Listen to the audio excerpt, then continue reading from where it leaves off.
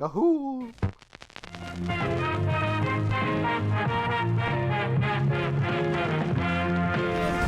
as far as you can. You're halfway there. What did he say? We're halfway there. I remember that trailer.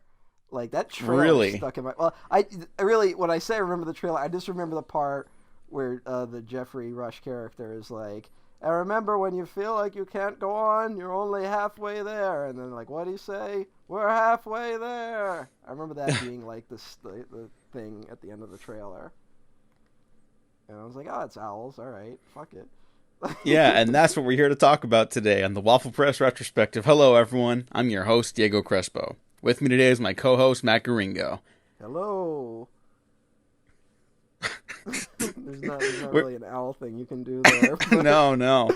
But, yeah, if you've noticed from the image on screen or on the SoundCloud or Spotify, we are here to talk about Zack Snyder's Legend of the Guardians, The Owls of Ga'Hoole, a 2010 3D computer animated fantasy adventure film. The movie everyone's talking about.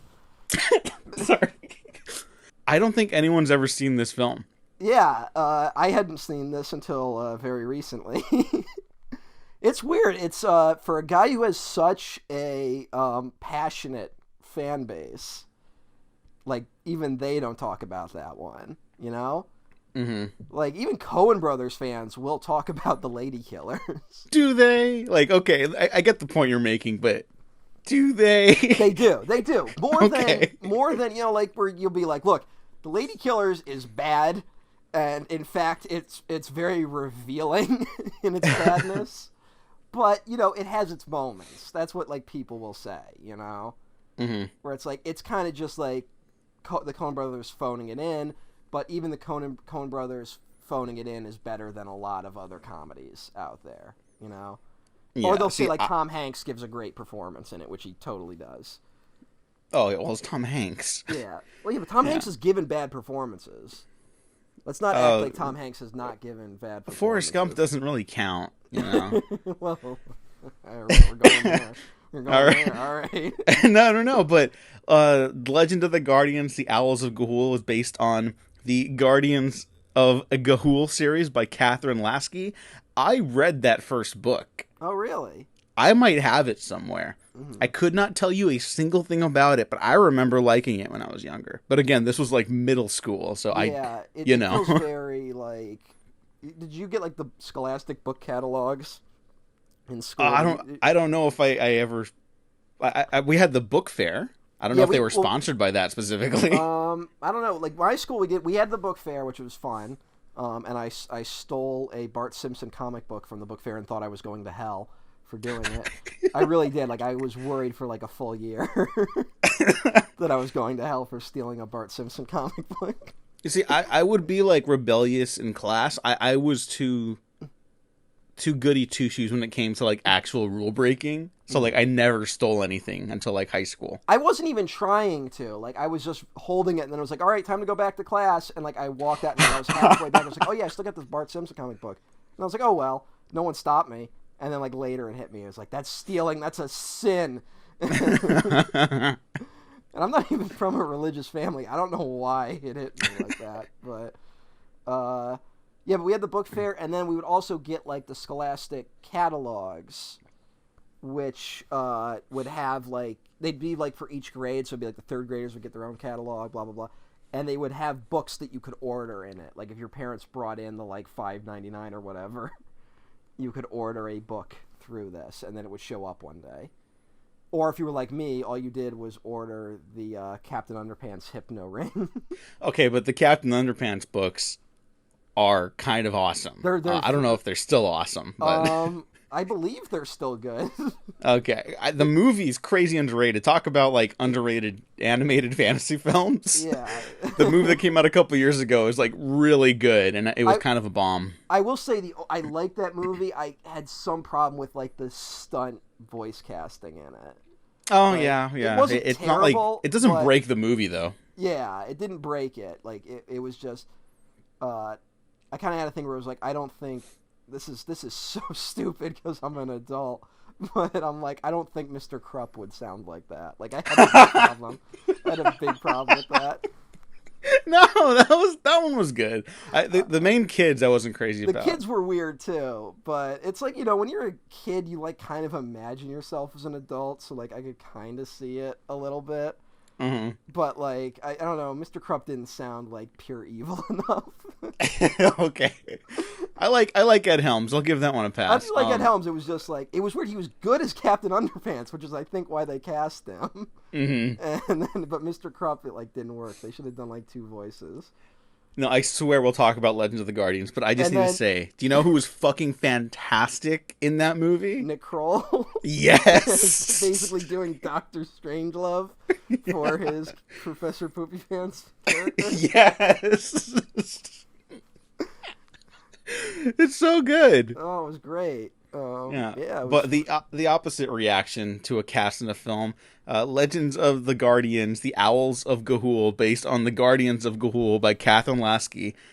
This cast is like incredible. I know, it's like perfect, and it's not really stunt casting, which maybe hurt the film a little bit, Mm-hmm. Like, for whatever reason, like post Shrek, it's like every animated film trailer has to drop like the 20 big time names that are going to be in it, Yeah. And it's always like people you wouldn't expect sometimes, like when Werner Herzog was in the Penguins movie.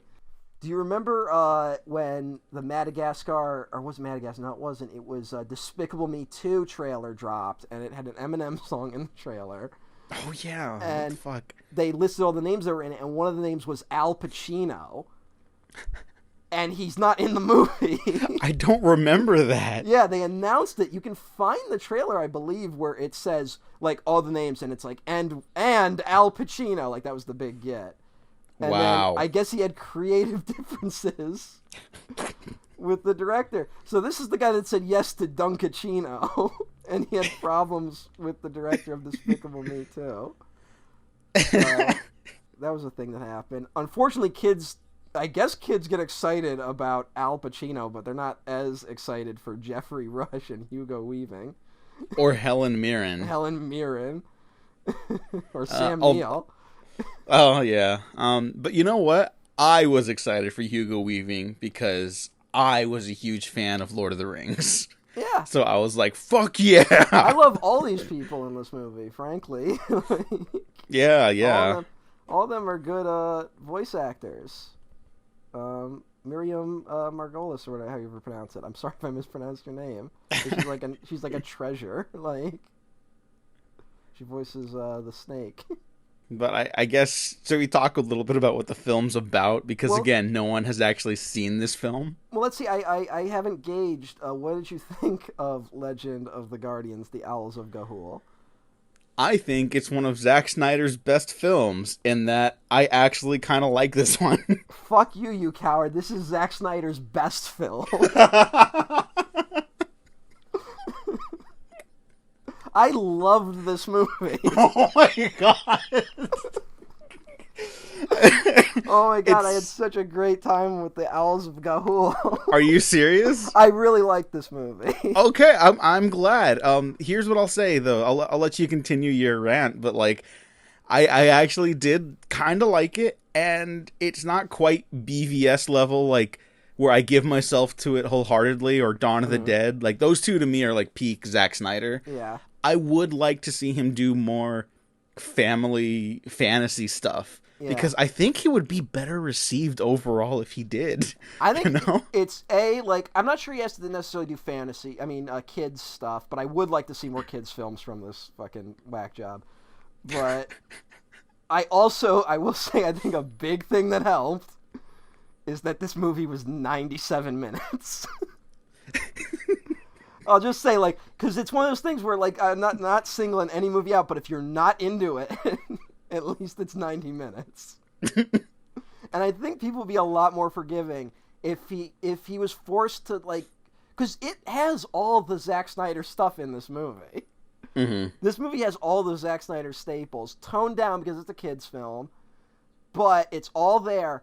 and it's just crammed into 90 minutes. And you can tell he constructed it to be 90 minutes. Like, he wasn't forced to by a studio, which also is a problem sometimes when he's forced to work. When, like, they go, like, do whatever you want, and then he does whatever he wants, and they're like, wait, not like that. Which seems to be a problem. But if he goes in preparing to make a 90-minute movie, I think he would make nothing but masterpieces. So you're saying The Legend of the Guardians, The Owls of Ga'Hoole, based on Guardians of Ga'Hoole by Catherine Lasky, is a masterpiece? I'm not sure if I'd go that far, but I really liked it. Okay. I was really, I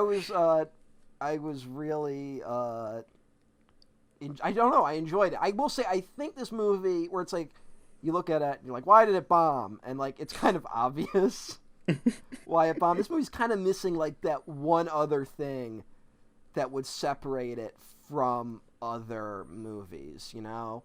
Like, in its wheelhouse, like, young adult fantasy stories. I mean, like, really young adult fantasy stories. Mm-hmm. And with animals, and where it's like, what's different? What's so different about this movie from Happy Feet, you know? Yeah. Like, it feels very similar to Happy Feet. I think the chemical X in this movie is just Zack Snyder. that it's him.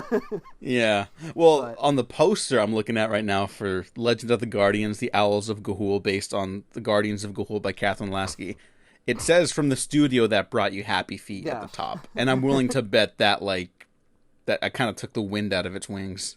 Yeah, well, it's weird where, like, Happy Feet was this monster hit, and then Happy Feet 2, like, bombs. and this didn't do very well. So I think it was one of those, like, that was a classic Fool Me Once movie with Happy Feet. Mm-hmm. Which is a shame, because Happy Feet 2 is really good. Even though George Miller would rather kill himself. Yeah. Hey, you know what? I think what he's saying is, I can't top Happy Feet 2. I think we're all misreading that quote. I really think so. Oh, all right. You guys should check out. And I'm not a fan of the first Happy Feet, but... Oh, okay, but Happy Feet 2 is where it's seriously, at. it's like, yeah, Happy Feet 1 kind of blows, but Happy Feet 2 is where it's at. All right. This movie was the Animal Logic people, which were the people that did, like, Babe and shit. Huh. I'm looking at that right now. I didn't know that before. But you brought up how this has all the Zack Snyderisms condensed, basically. Yeah. Like, it's, if anything, it kind of solidifies the point that Zack Snyder is an incredible visualist, you know? Yes, exactly.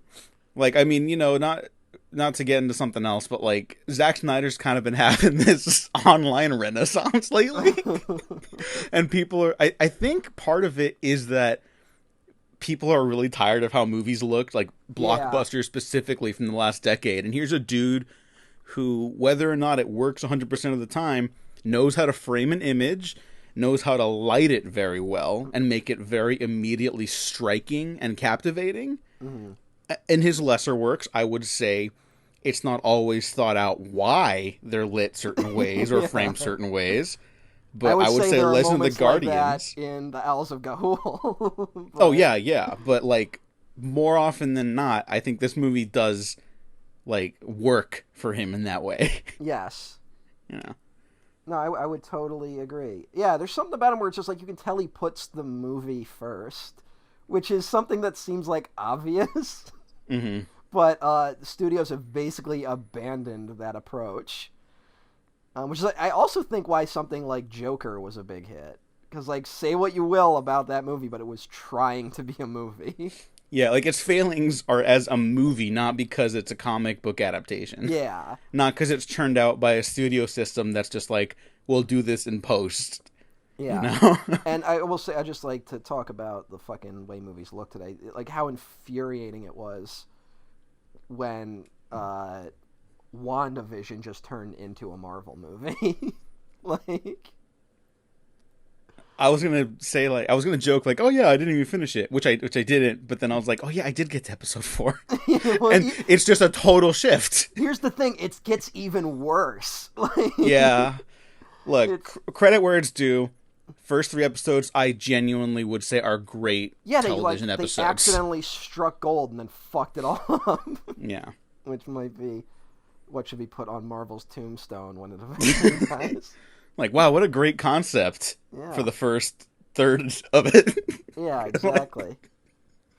But Sorry, everyone. I know people really like that, but I whatever. will say, like, Marvel's in a tough spot because their audience are the type of people that were like, Reed Richards is going to show up.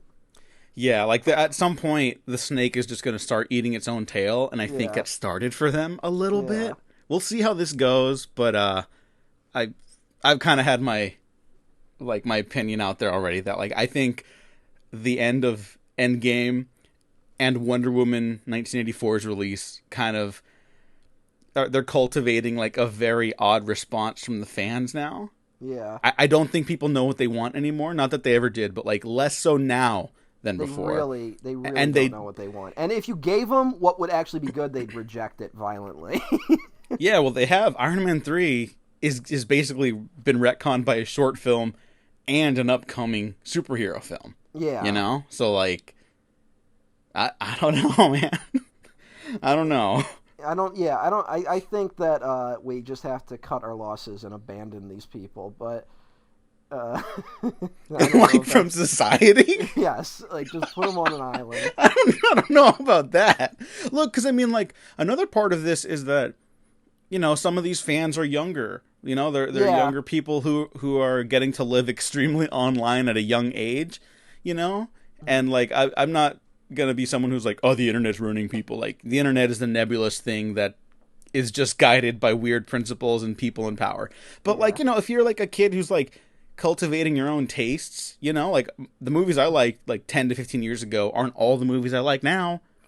You know? Like, you're just going to grow and evolve. This is why you can't stan, because then you stop yourself from thinking critically. Yeah. It's fun to joke about standing, but it's not good to actually do it.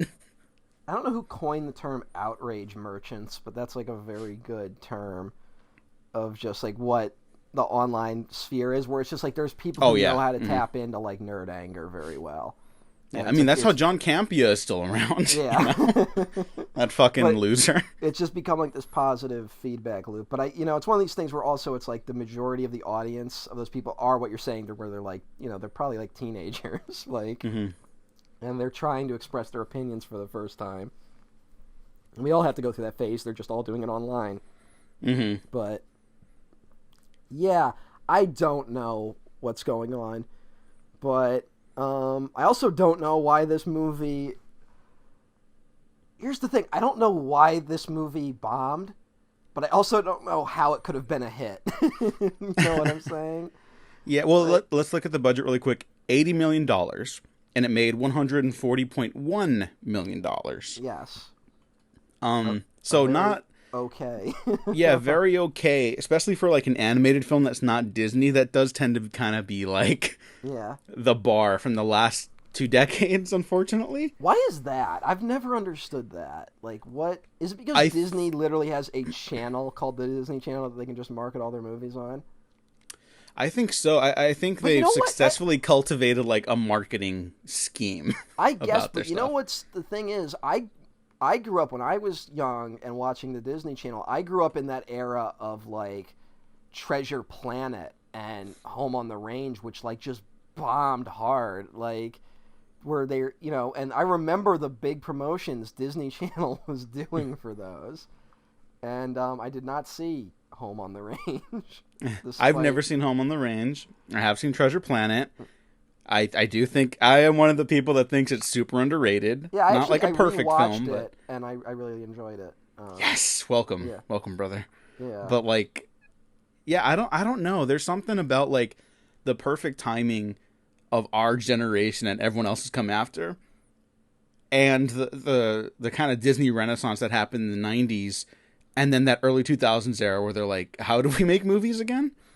Like I don't know. It's bizarre. Like it's a perfect storm of shit. Kind of. Yeah, I don't know. It's very strange because I just don't think this probably would have been a big hit if it was animated by Don Bluth in the '80s. Oh, totally. Like this would have worked. Yeah, and I'm a Don Bluth fan, more or less. He's kind of like my animated Zack Snyder, you know? Like, I don't really like everything he does, Big but fan of Mormon undertones. oh, problematic fave for sure. Yeah, no, I like Don Bluth enough. Yeah, But yeah. I mean, he did make the film Titan AE that killed an entire studio. So. yeah, and traumatized a like 8-year-old Macaringo or whatever. No, I saw that movie in theaters and I was like, this is unbelievable. This is the best thing I've ever seen. I was terrified of that movie. It was so upsetting. I'm so sorry. It was so upsetting, that movie. Yeah, but I've heard it's very good. I should rewatch it. Wait, no, did I watch it in theaters? That might have been a Hollywood video rental for me. Imagine getting thrown into a movie theater by an adult that maybe didn't pay attention, just like, oh, cartoon, go see this. And then, like, the earth blows up. Yeah, that would leave an impression. Yeah. But the earth doesn't blow up in this. Yeah, I don't even know if I need to get into the plot of... Because it's a very simple story. There's good owls and there are bad owls. And the bad owls are on the rise, and so this one good-hearted owl has to go find the other good owls. And be like, hey, we need your help. And then he learns some lessons on the way. Or it's like, hey, war is bad, but sometimes you gotta do it. It's I've seen it referred to as a libertarian fantasy film. Like, I don't. There's definitely a little bit of like libertarian undertones, but I don't know. I it's weird. I just don't buy that it. This is crazy to say considering Zack Snyder's like very vocal about wanting to make the Fountainhead. But it's like, I just feel like if Zack Snyder was a libertarian, he would say he's a libertarian. You know what I'm saying? Yeah, like, he is a little hard to pin down because, like, you know, a lot of like film criticism from the last decade really called him out as like, oh, this is a conservative filmmaker. His superhero films are like fascist, and like I think at their worst they misfire and like accidentally say something like that, but I don't think that's what they set out to do. Yeah, well, I think Aaron the same thing Sorkin films are conservative films. Like, yeah, and he has like a huge left wing fan base. People still think the West Wing is like, you know, like the ideal left wing art. Yeah. Well, I'm just saying. All I'm saying is that like it's not about like how his films are perceived. It's just that every libertarian in Hollywood tells you they're a libertarian. You know. It's like they're no. Why would they hide that? Most libertarians are very proud about being libertarians, and so like I feel like those Snyder just maybe one of those guys who is like, remember when there was rumors that Will Smith was a Scientologist? Oh yeah, and then he's like, no, we had Scientologists on the set. I'm just open to all religions, and you're like, all right. I guess. Like, I feel like Snyder's probably one of those guys. Like, look, he'll be like, I've read the Communist Manifesto. I've read fucking The Fountainhead. I've read Atlas Shrugged. I've read Mein Kampf. I just get a whole group of the things. Like, what was that last one? Yeah. I'm gonna put the clip from Succession right here. Yeah, like I'm really not even trying to say like he has like secret politics. I just think he's read a lot. I guess. Yeah. But yeah, I don't know. Maybe he is. The only thing I got with like that was super libertarian about this, where it's like literally there's like the weaker brother and the stronger brother, and the weaker brother gets like held up by like an oppressive system. Like that was also there's like, you know, go to sleep, sheeple. Like there was definitely that in this movie, but I didn't get like a ton of like nothing more abnormal than most films, I guess. Yeah, I don't know. I didn't see it as like a hard like right or left, and that's not me saying like, you know, it sits comfortably in the middle. Yeah. It's just a little messy when it comes to that. It's a little bit like Brad Bird always gets accused of being a libertarian. Mm-hmm. Where it's like, no, Brad Bird just thinks people should stop telling him what to do. Like, he's not a libertarian. He's like, I know what I'm doing. Stop getting in my way. And it's like that's the message of most of his films. Yeah, And and there it does just get a little weird because of like, you know, the big conversation there is with the Incredibles when they're like, oh, the family's special and they're told to be special and that no one else can touch them, and it's like it's more he's doing more than just saying that they're special. You know, like there's a lot going on. I think media literacy is still a huge problem in this country. You know, and I think there's just inherent issues in superhero mythoses that like we just kind of can't beat right now. But that's another conversation. But yeah, I don't know. Like this movie was just a ton of fun. I don't really know how to put it other than I think it was just like it was this good 90 minutes. It was paced very well. It followed a very simple story that was also kind of unique with the whole owl angle. I love the look of all of them, and I love that it's basically like the villains are like extremely villain, you know, like there's a villain called Metalbeak, and that feels like a middle schooler's like fantasy imagination, like, oh, and then this one will have a metal mask and stuff, you know. It's and like owls, I kind of admire that. Owls wearing tiny helmets and like flying around and fighting each other. And also it like Snyder really understood like owls are really fucking cute but also super fucking creepy. Like, he knows how to frame these owls where like they can be both majestic and threatening. And that was like Metalbeak's kind of like the only one that is like overtly just evil. Like, but like the Helen Mirren one is like she's very majestic but also super threatening. And do you know why Helen Mirren is in this film? Why? Because she's also in John Boorman's Excalibur, and that's Zack Snyder's favorite film. Oh, hey, you know what? Yeah. Which not? I finally saw. Yeah. Good movie, right? I don't know, but I didn't not like it. Yeah, I really... That's kind of my response, too, but I'm very impressed with it. It's like I just saw John Boorman's Point Blank for the first time, and that's like fucking incredible.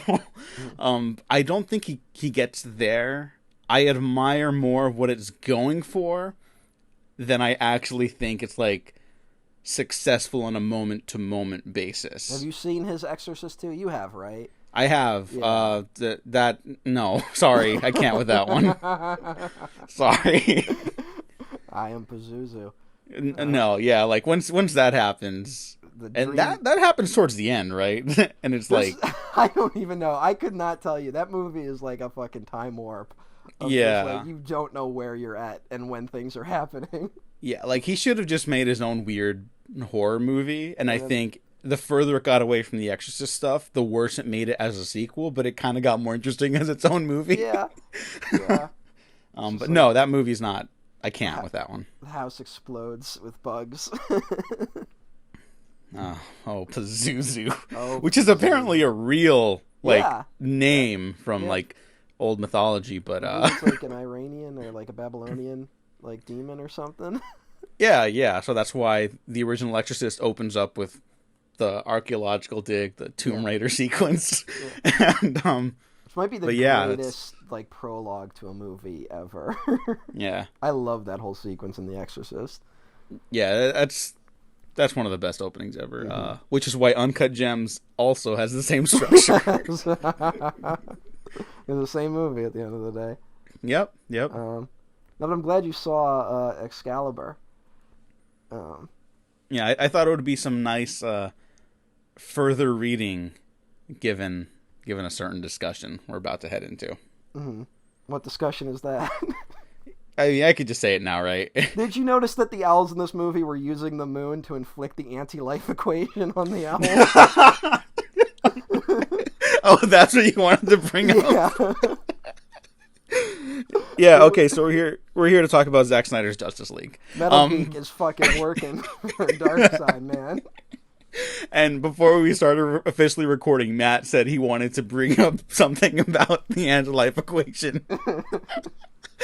I guess, sure. Yeah, Zack Snyder's Justice League is here. It's just over 4 hours long. It's not in black and white. There's a lot to talk about. I want your thoughts first. I want yours first, and I will go into my whole thing. Okay. It's broken up into 6 acts plus an epilogue. It is very clearly a personal film for Zack Snyder, not just because of what the production went through, but I think what he wants for American blockbusters to like embody, and what superheroes can visually embody, like with the whole mythic approach. I think it is way too long. I'm sorry. I think a lot of the action could be trimmed down or cut entirely, or at least condensed. I bet I would love wholeheartedly like a 3 to 3.5 hour version. And it's probably about as good as The Owls of Ga'Hoole, in my opinion. So right. like I loved half of it, and the other half I could take or leave. All right, that's a take. Yeah.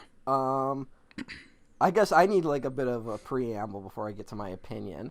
Yeah, yeah. But I think I've been very vocal about not looking forward to this movie. Mm-hmm. And I was going through it, and it was just getting like the fact that the Snyder Cut quote unquote exists is like infuriating to me. And it has nothing to do with Zack Snyder. It really doesn't. It's not him. It's not even the movie itself. It's just the whole culture around it that existed for a while, you know? Mm-hmm. And that's a whole other discussion, but that was what was really bugging me for the longest time. And it was getting under my nerves, and like everything that was coming out about it. And I was like trying to avoid it, you know? Like, I remember. I've muted like everything related to Justice League and Zack Snyder. I've muted people I like because they were talking about it too much. Just for the time being. I just needed a break from it all. And it was driving me nuts. Then that one trailer dropped with Jared Leto. Also, like once I heard Jared Leto was in the movie, that was another one of those things where I was like, fuck this. You know? I was really like upset. So but then that Jared Leto trailer dropped, and he says we live in a society. And I was suddenly like, oh shit, Zack Snyder knows exactly what he's doing. And I had this moment where I was like, oh shit, I might actually like this movie. But then Zack Snyder gave an interview, I don't remember where. This is the one where I was sending you like screen caps from it. Mm-hmm. And then it became very clear that Zack Snyder doesn't really know what he's doing. Like, he kind of does, but doesn't. I'm not trying to insult the guy at all. I'm like, this is not me saying that he's an idiot. He's not an idiot. He's not an incompetent filmmaker. I'm not saying he's stupid. I'm just saying that he's very impulsive and goes with instincts which are sometimes very questionable, because he's just a very earnest guy, you know? Mm-hmm. Like, every interview I've read with him, he's incredibly earnest. And he's like, I want to make a movie, and I want to make it well, and like I believe that these things I'm putting in the movie are good. And I want to say, that's not knocking it. That won me over as well.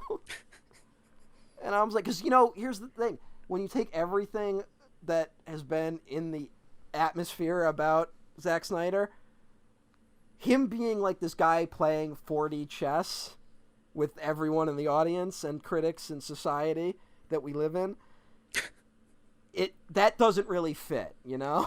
Mm-hmm. But if you take it as a guy that doesn't totally know what he's doing, everything suddenly falls into place. Can you follow me there? Yeah. You know, I can. you know what I'm saying? I do. So it's like suddenly everything that happened in BVS makes sense. Suddenly everything that happened in Man of Steel makes sense. Suddenly Sucker Punch makes sense. Like, it's like, okay, it makes sense, and I'm for it. Like, I'd rather see that than... Honestly, I'd rather see that than a guy who is playing 4D chess with the audience, you know? I love earnestness more than any like that sort of playful, cynical bullshit. So I got to a point where I was like kind of excited to see what the fuck the movie was, you know? Mm-hmm. And having seen it, I want to say that this movie was so fucking good that I ended up being very disappointed. Wait, what? Yeah. Okay, interesting place to start then. So, like, of the emotions I expected to show up here with, anger, petulance, maybe excitement, maybe just, you know, thrills. Maybe I'd be like, I did come here with like a very heavy heart, and or like come here with like my head like just like I'm the guy who's been talking shit about this movie the whole time, and I have to come here and apologize for talking shit for it, which I've done in the past with movies on this podcast, by the way. I'm not afraid of doing that. What I did not expect to come here with was mostly indifference. Aww. I know, it's the worst. I'm sorry. I'm honestly kind of heartbroken. Aw, I'm sorry. I kept waiting for this movie to be something, and it never got there. And in a weird way, it was very similar to. I agree with you, where it's very similar to Legend of the Guardians: The Owls of Ga'Hoole, where it like never got that like extra element for me. But the problem is it's a 4-hour movie. So, because I'll say this, I really agree with your statement about that. This is Zack Snyder's statement about what superhero movies could be. Because every scene is shot like that, where it's like this. It's like I almost felt a similar way with. This will be a weird comparison, and some people hate me for it.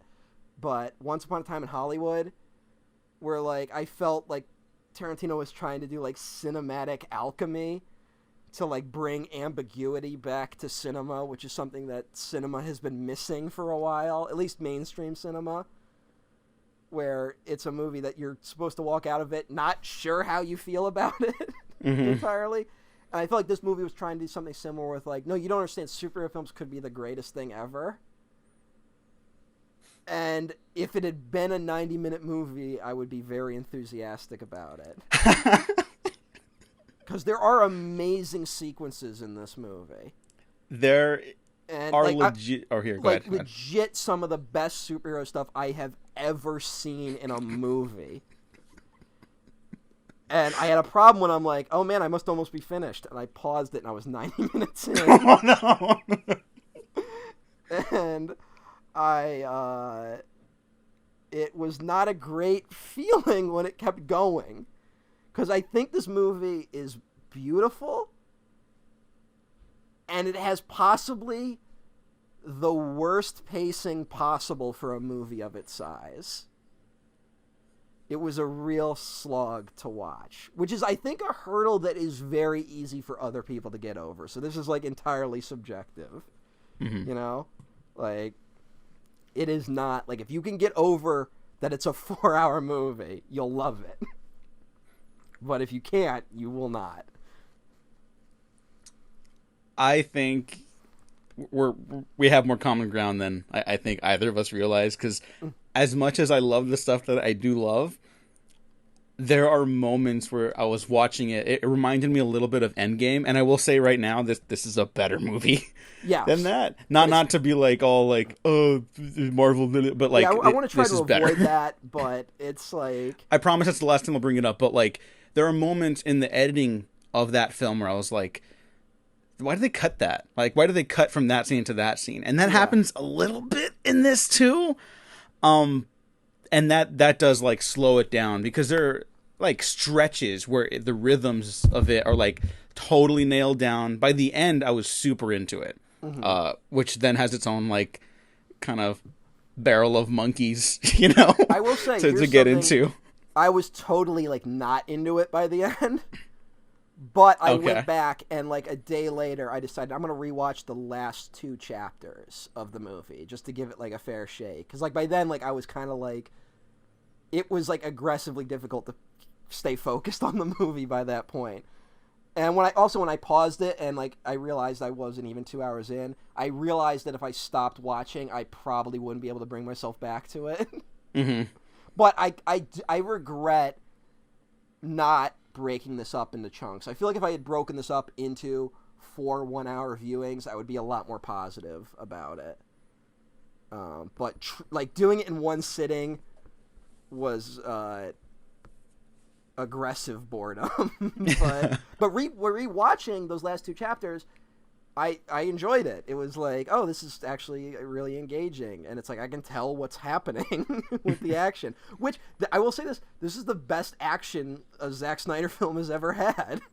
I know felt what? he's always Yeah. struggled with the action. Where like that's the moment where it's like, in not even just Zack Snyder films, but in all superhero films, once the fighting starts is when my brain turns off, and it's like I can't even focus on what's happening because I don't know what's happening. Whereas this, I'm like, okay, I know what's going on. And it was very thrilling to see that, having not seen it in a long time. And particularly superhero action, I should stress, because I was thinking about, like, when was the last really good superhero movie with superhero action, and it's like, I liked Birds of Prey, but I also feel like the action in that wasn't particularly superhero, you know? Like, that could be, like, any other movie action. And then you have something like, what do you call it, Logan, which had a little bit of superhero stuff but was still more of a generic action movie, and I couldn't think of the last time I really enjoyed action in a superhero film. I'm on record as liking the Batman murders everyone in the warehouse sequence in BVS. Yeah. I wouldn't say it's like one of the greatest things. I thought that was pretty impressive for Zack Snyder action. Like Spider-Man 3, probably Raimi's Spider-Man 3, Yeah, I think has I was great gonna action say in that it. too. Like the Spider-Man movies were like the last time I remember really enjoying the superhero action. You know, like Yeah, Whereas yeah. like it's weird where it's like the Marvel films. It's like the scenes I enjoy most in the movies I like are not the action scenes. It's Yeah. Or you know what? Maybe a weird thing to bring up, but like the first Avengers, I think has a great climax. Like I the think it's action very in that is actually very well done. it's pretty solid. And it's like, you know, but it's also like it kind of relies too much on like we got to slow things down to show you what's happening because otherwise you wouldn't be able to tell what the fuck was going on, you know. Which is there's a little bit of that here, but I think it's used better in Zack Snyder's Justice League. It's also one of those things where it's just like I would not recommend this movie to someone who's not already on the either DC train or the Snyder train. Yeah, I wouldn't either. But here's the thing: a lot of the positive reviews are from people that haven't liked like Zack Snyder's DC I know, stuff or Zack that's- Snyder specifically.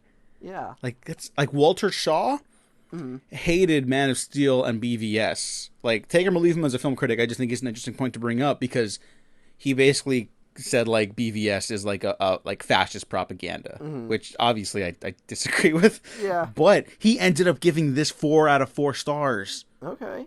Like he completely won him over, and I just think Here's- that's like weird. Here's the thing I will say about that. One, I understand why critics like this one more. Because A, Man of Steel's a bad movie, and B, BVS, the theatrical cut of BVS is like a disaster. Like, in my opinion, like where it's structurally, they tried to condense a 3-hour movie into like 2.5 hours or whatever the fuck that movie was, and the pacing is like I can understand why someone will walk out of the theatrical cut of BVS and hate it, but we didn't get that this time. This time we got Zack Snyder in a full display, and I will agree with you. I think there is a better version of this movie that is 3 hours. I think maybe if I had gotten to that 90-minute moment and realized I was halfway through, I'd be way more willing to ride it out. Yeah, and But- Zack Snyder's like a maximalist filmmaker, and that's both like obviously his strength and his biggest weakness. Yes. Because like I love when he's really showing like here's how Cyborg perceives the world through The his cyborg new abilities. stuff was incredible. The cyborg Like- stuff is like, I feel the same way I did about his Lex Luthor on rewatch. This is the best thing Zack Snyder's ever done. Well, it's what's so hysterical. I gotta send my love to fucking Ray Fisher. Like, no wonder he was fucking pissed. Like, Yeah. he had the best arc in this movie, and he got fucked by the fucking other version. Yeah, and Cyborg is a socialist king, just Yeah. like Ray Fisher apparently, because he was also for Bernie. Yeah. So I'm it's just Cyborg saying, and Harley Quinn. It's almost a joke that, like, of course he's pissed. Like, I understand he had a terrible experience with Justice League that he absolutely did not deserve, and that now, like, Whedon's whole ass has been out as a terrible person. Mm-hmm. So, but, like, it's just like, yeah, I'd be fucking pissed too if I went to see Justice League and realized they cut my whole character out of the fucking movie. Yeah. Like, why cut the strongest thing in the movie? That's what was baffling to me. Like, it's just, oh my god. Like, I don't want to say racism, but it might have been racism. Like, I can't think of another reason to do it. Yeah, like I can kind of see, like I said, condensing this film down as a whole, especially with like the Warner Brothers mandate that it had to be under 2 hours for the theatrical release. Yeah.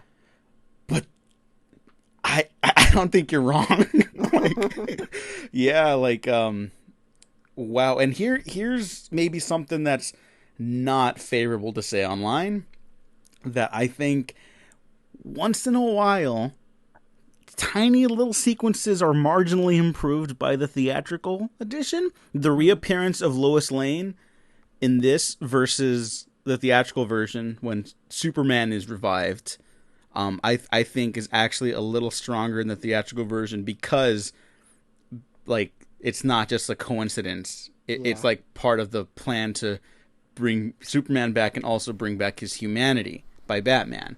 And here, I think Batman is a little too cut off from the world, and I think that's intentional, but I think it makes him less interesting a little bit. And I want to say that Ben Affleck he's a great fucking Batman. He's terrific. And it's too bad he only got 2 movies out of it. Yeah. I mean, I'm sure there's going to be a push to be like, because this is very clearly like what could have been with Zack Snyder's DCEU, but I doubt that'll happen. Who knows? Hollywood's in a very weird place right now. Yeah, and they're still pushing HBO Max is like, we need to like keep selling this fucking thing. So I think they'll just take whatever. But to Zack Snyder's credit and Ben Affleck's credit, they both said they're done multiple times now. Okay. All right. Again, anything could happen, but I think Snyder's like, that part of my life is over.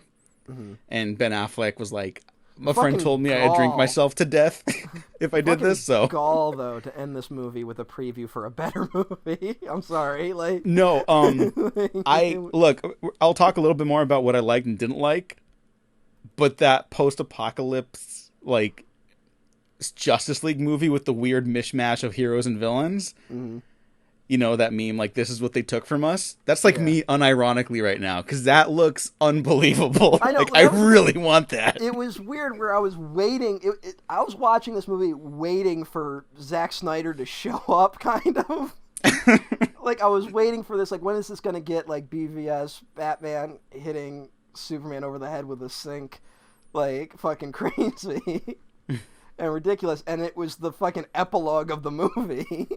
Yeah. And that was a little disappointing. I just gotta say, like, I think the problems I have with this movie are entirely in its construction as a narrative. And I know a lot of people are like, I'm sure there's a reason that someone will point out about why it's divided into 6 chapters and an epilogue. And I'm sure there's something to that is like, oh, did you know every title has like a double meaning like this, blah, blah, blah. And it's like, yeah, sure. I think that structure is what kind of killed the movie for me. It not didn't totally, help, honestly. Yeah. For me. Which is a bummer because I thought when I heard, oh, it's broken up into like chapters and an epilogue, I was like, oh, so he's going like full like insane Zack Snyder, and not really. I like the idea of it more than the execution, like a lot of Zack Snyder stuff, unfortunately. I was actually a little let down with Chris Terrio, which is a weird Who thing is- to say. Who is in hiding and like has said nothing about this movie.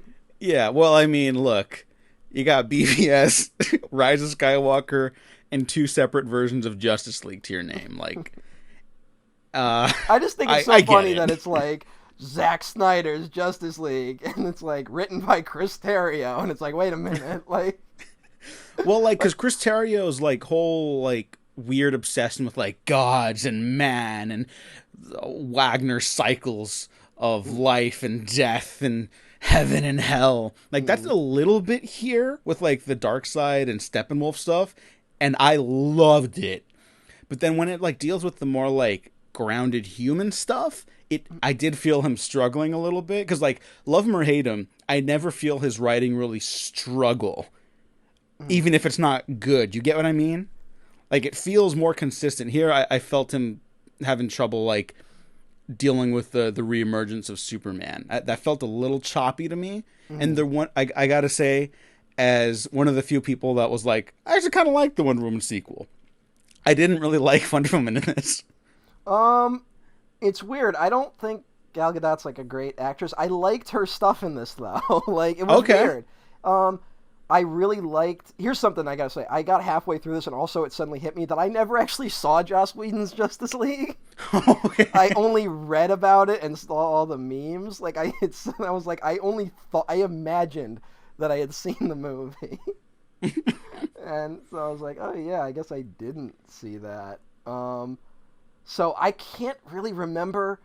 So I don't know like what was in the theatrical cut and what was in this version. And from what I understand, there's a lot more similarities than you'd expect, I guess. Yeah, like some people are saying like it's just the same movie, and like structurally sure, but you know you could have 2 people make the same pizza, and it tastes radically different. I know like How a dare you do a food. food metaphor. I'm sorry. I know food metaphors are so like fucking ridiculous when it comes to film, but it's easy sometimes. So whatever. What's the Jonathan Demme movie Swing Shift? Have you ever seen Swing Shift? No, am I missing out? Well, here's the weird thing about Swing Shift. It was like shot a certain way, and then it was like decided in post production that Goldie Hawn, who I believe was supposed to be like kind of a supporting character or like a co-lead, it was like, no, it should be a Goldie Hawn vehicle because it's her and Kurt Russell, and like they became like, that was when they were becoming like an it couple then. And so it's gotcha. like it's now a Goldie Hawn and Kurt Russell vehicle, and it was kind of taken away from Jonathan Demme and like re-edited. Mm-hmm. And here's the go watch Swing Shift, and it's kind of just like a generic romantic like drama comedy type film, you know. Mm-hmm.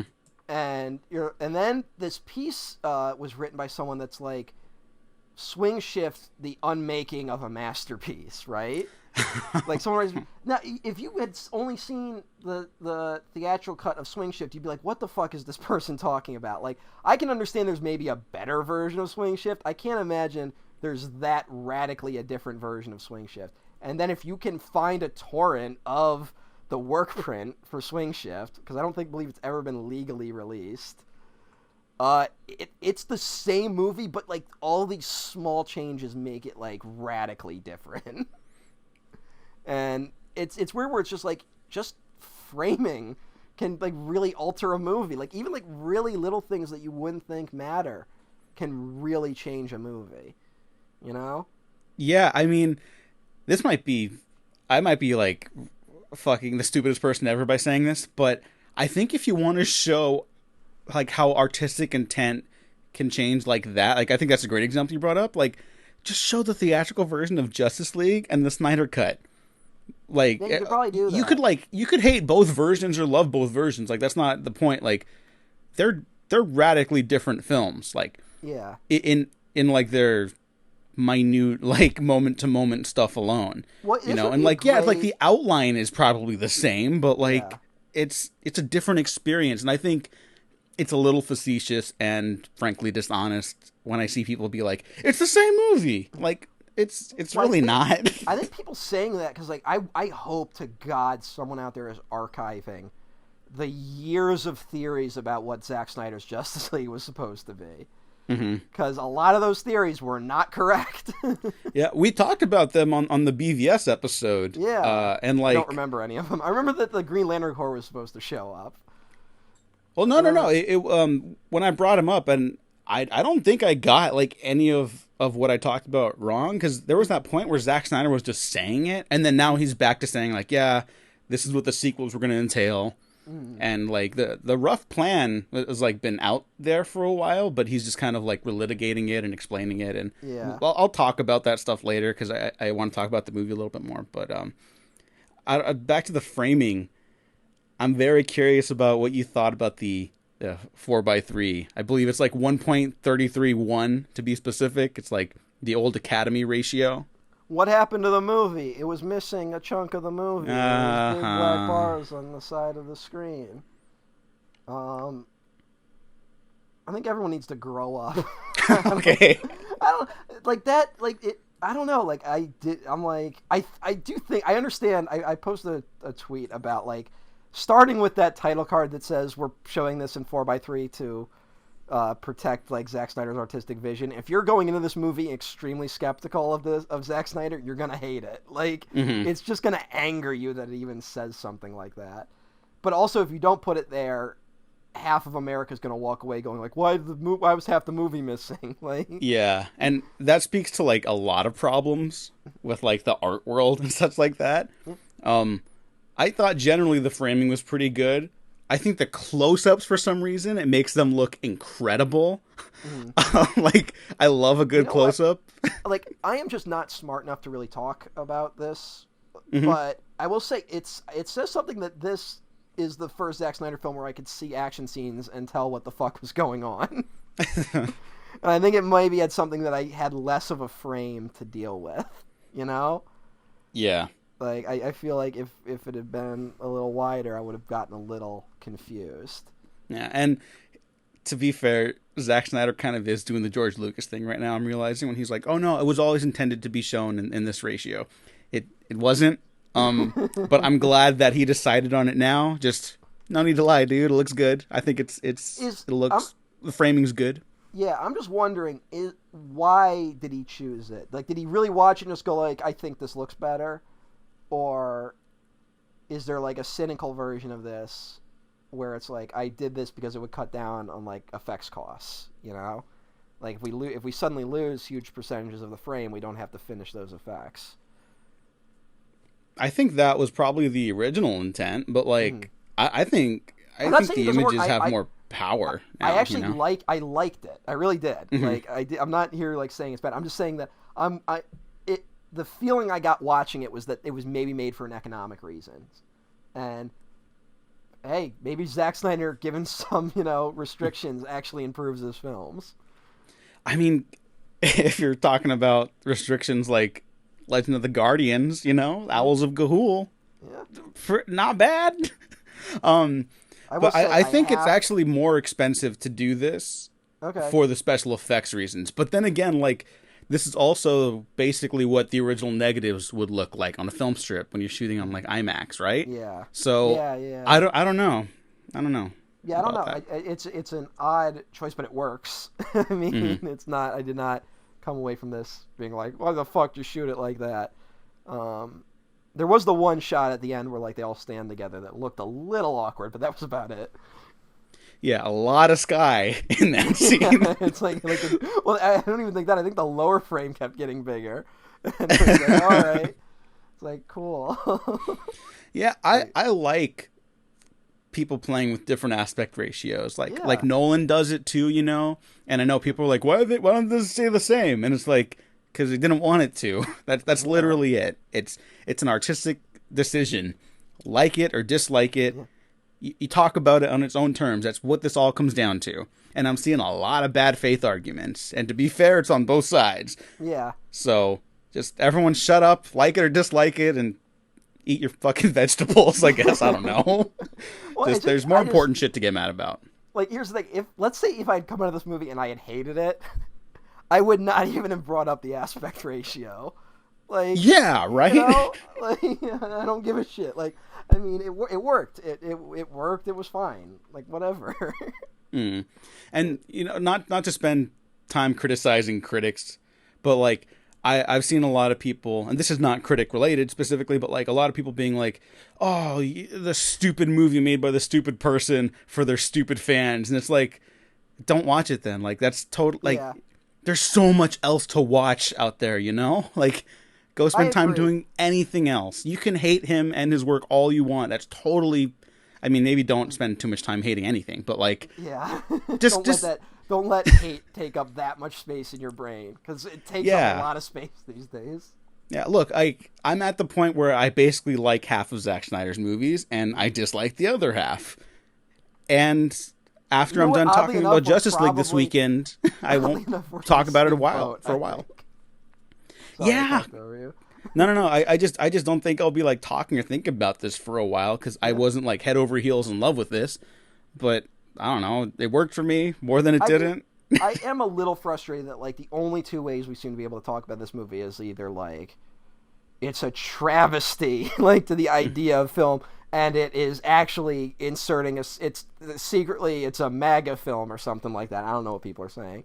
Like that there's some sort of secret agenda going on. And then the flip side of that is that like Zack Snyder is like descended from the heavens and is like gifting us this beautiful film that one day we'll realize 20 years from now that it was just so ahead of its time.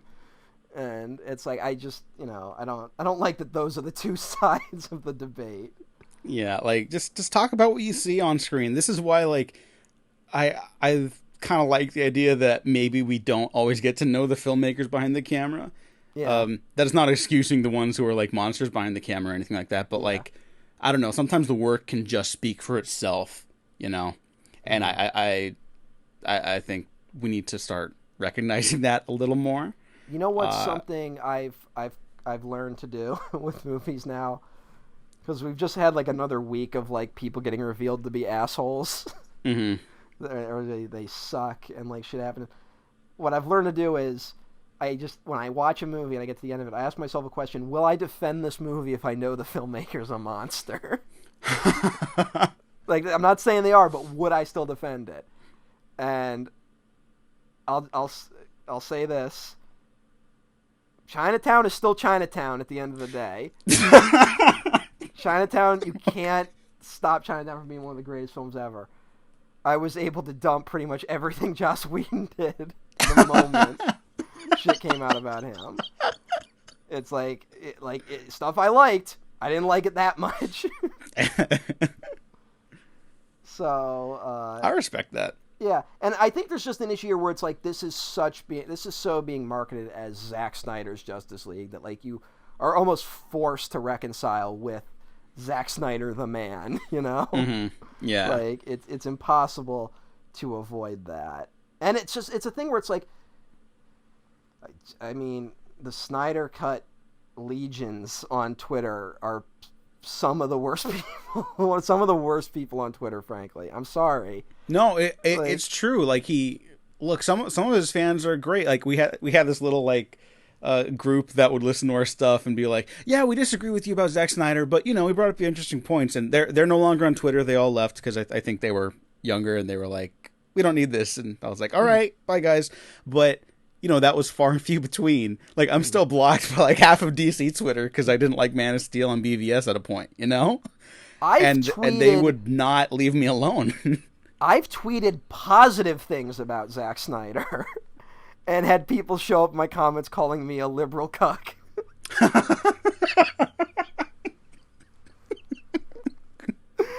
Because I don't understand the genius at work. So I'm just saying, like, I believe that, like, if we lived in an alternate universe where, like, the DCEU was successful and the Marvel expanded universe wasn't, the Marvel fans would be behaving the way the DCEU fans are. Mm-hmm. But we don't live in that world. So, no. Yeah, like, fandoms in general are just kind of bad for the most part, especially these days. But there is something about the Snyder legions that, like, it makes it difficult to talk about these movies. Mm-hmm. Because it's like they are so militant. Yeah, like a film critic I really like, she didn't like this. Her name's Clarice Lowry, and she gave a negative review, I believe, for The Guardian. And naturally, she kind of needed to block off responses to all of her tweets after that. Yeah. Which is unfortunate, you know? Yeah. Because I go after women it's a good lot. critic. That's strange. Can't imagine what that's about. But I'm not trying to be like to go after some people, but I do think there are some from the I will say moderate Snyder fans that can fuel some of the radical Snyder fans. I think you gotta be a little careful out there sometimes. No, totally. And you know, I'm glad you brought up that this cut only exists like finally, like officially, because HBO Max basically needs subscribers. Yeah, it's HBO Max's desperation, which was like another thing that made me like hate the movie before it even came out. No, I mean, because I actually think that fed into like obviously it does come across as like capitulating to fans, but it's also like this corporation just wanting to like fill their own pockets with it. You know, it's not that complicated, but it's a little conflicting when you look at like the history of this film. Yeah. Which is unfortunate because again, I actually did like a lot of this. Yeah. And maybe now I'll talk a little bit about what I did not like. Yeah, we'll get into that, but I gotta say, I think the dark side of this movie, love it or hate it. I guess if you hate it, you already see the dark side. But if you love it, I think it's important that we recognize that if this is successful enough, this is going to be a big turning point for Hollywood. And we're going to get more movies like this where they're going to go back and quote-unquote fix movies.